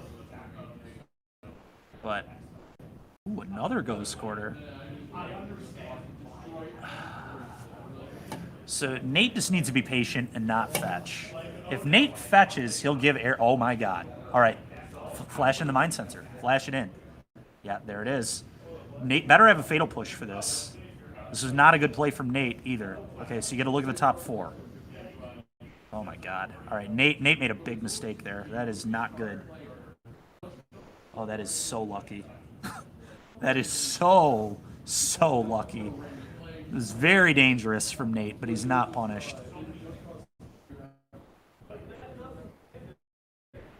All Nate had to do here was just make a construct and then just see what his opponent does. But now Eric should definitely be popping this Urza Saga to Ghost Quarter, I believe. There's an argument to screw his mana too. There is an argument to just hit a black source or a red source here and make the Saga go off, because Saga's probably not getting a 1-drop. Let's be honest. You only have to look. Yep, he whiffed. Okay, Strip Mine's good. You heard it here first. Yeah, the problem for Eric is he just couldn't really deal with the constructs. I don't think there are only 2/2s though. Yeah, I don't know. I may have tried to screwing Nate's mana if I were in Eric's position with another Ghost Quarter, especially. We just cut him off black and red. Just give him like no colors at all. Just all-out attack. You should trade the Knight of Autumn for the Elvish Reclaimer here, I think. I think I like trading Elvish Reclaimer, then we can Apparition the other Reclaimer and just completely cut those.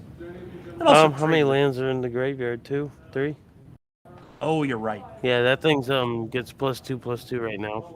They're big. Yeah. Yeah. Okay. Oh boy.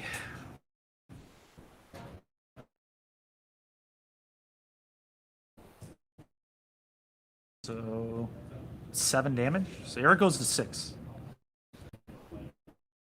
And Nate, wow. Must have another land if he's doing that, right? What? Okay, there it is. Makes Where's sense. BioBlight when you need it? Yeah, no kidding. No kidding.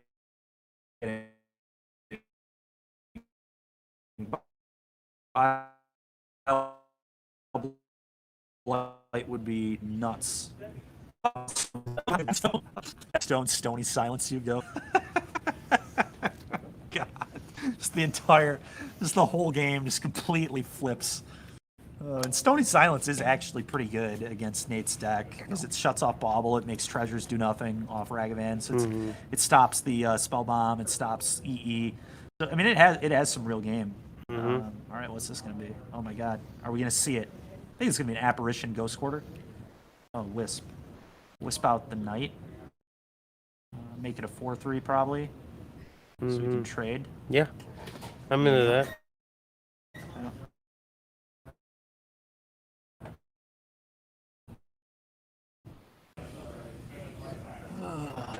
Quarter off red. Yep, I agree with that as well. Because the Reclaimers are 4/3s, I believe, right now. So the West can trade too. 3/4s, unfortunately. 3/4s, Yeah, okay. what's probably going to happen now is if Nate doesn't draw removal, we're going to see. Honestly, even Mind Sensor might just go under the bus now and block. I think Mind Sensor has gotten the value it needed to. Hey, there's a Spell Bomb, but that cannot pop off for red. He's just popping it for a card. He needs mana. Nate said this is an interesting game. This game is very, very close. If I'm Eric here, I don't block. And Nate should have sent his 1/1 there. That was not a great. Yep, and this is good block. Eric doing what he needs to do to win. In my opinion. Oh, you mean Nate? Yeah, Nate should have sent the 1/1 there because that was like the. So get another damage in there because we know there's an person that's going to eat this, and all of a sudden there's no. Because I think.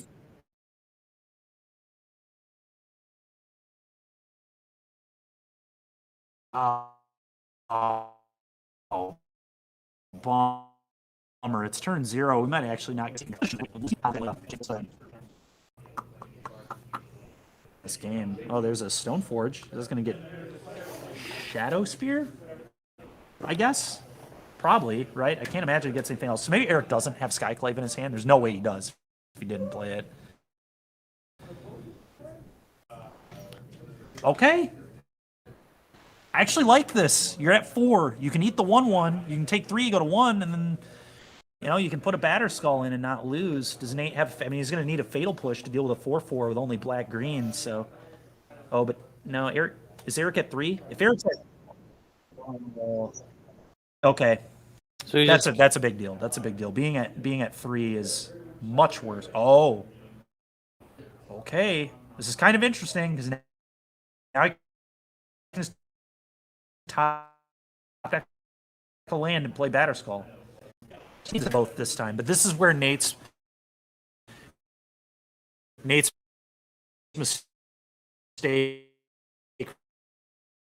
really to 6. Oh, now your Stoneforge can. Yep. Uh-oh. I think so. Eric did a great job of maneuvering here and playing to the draw at least. God, what a shame we can't see the end of this game, dude. I think Eric would win. I really do. I think Eric is fairly far ahead.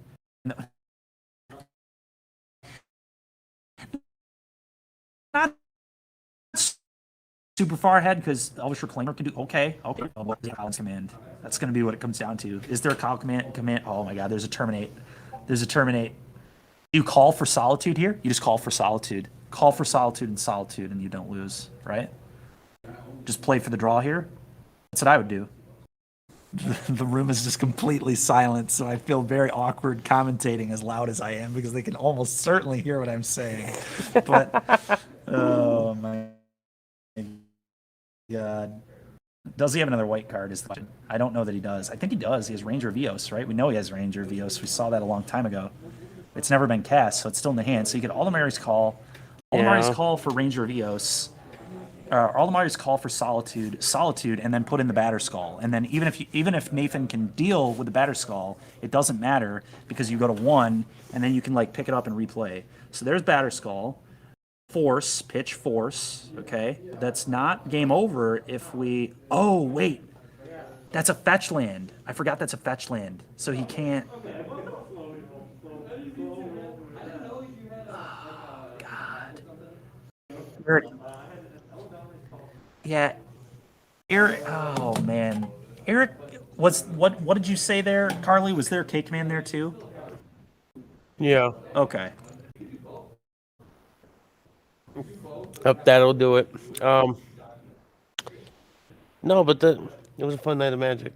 Yeah, it was for sure. I think we're definitely going to see the landscape of Modern change tomorrow. Yep. Tune in. Sure. Some really busted cards. Yep. Okay, sounds good. All right, we will see you guys next week and potentially tomorrow if you're going to watch.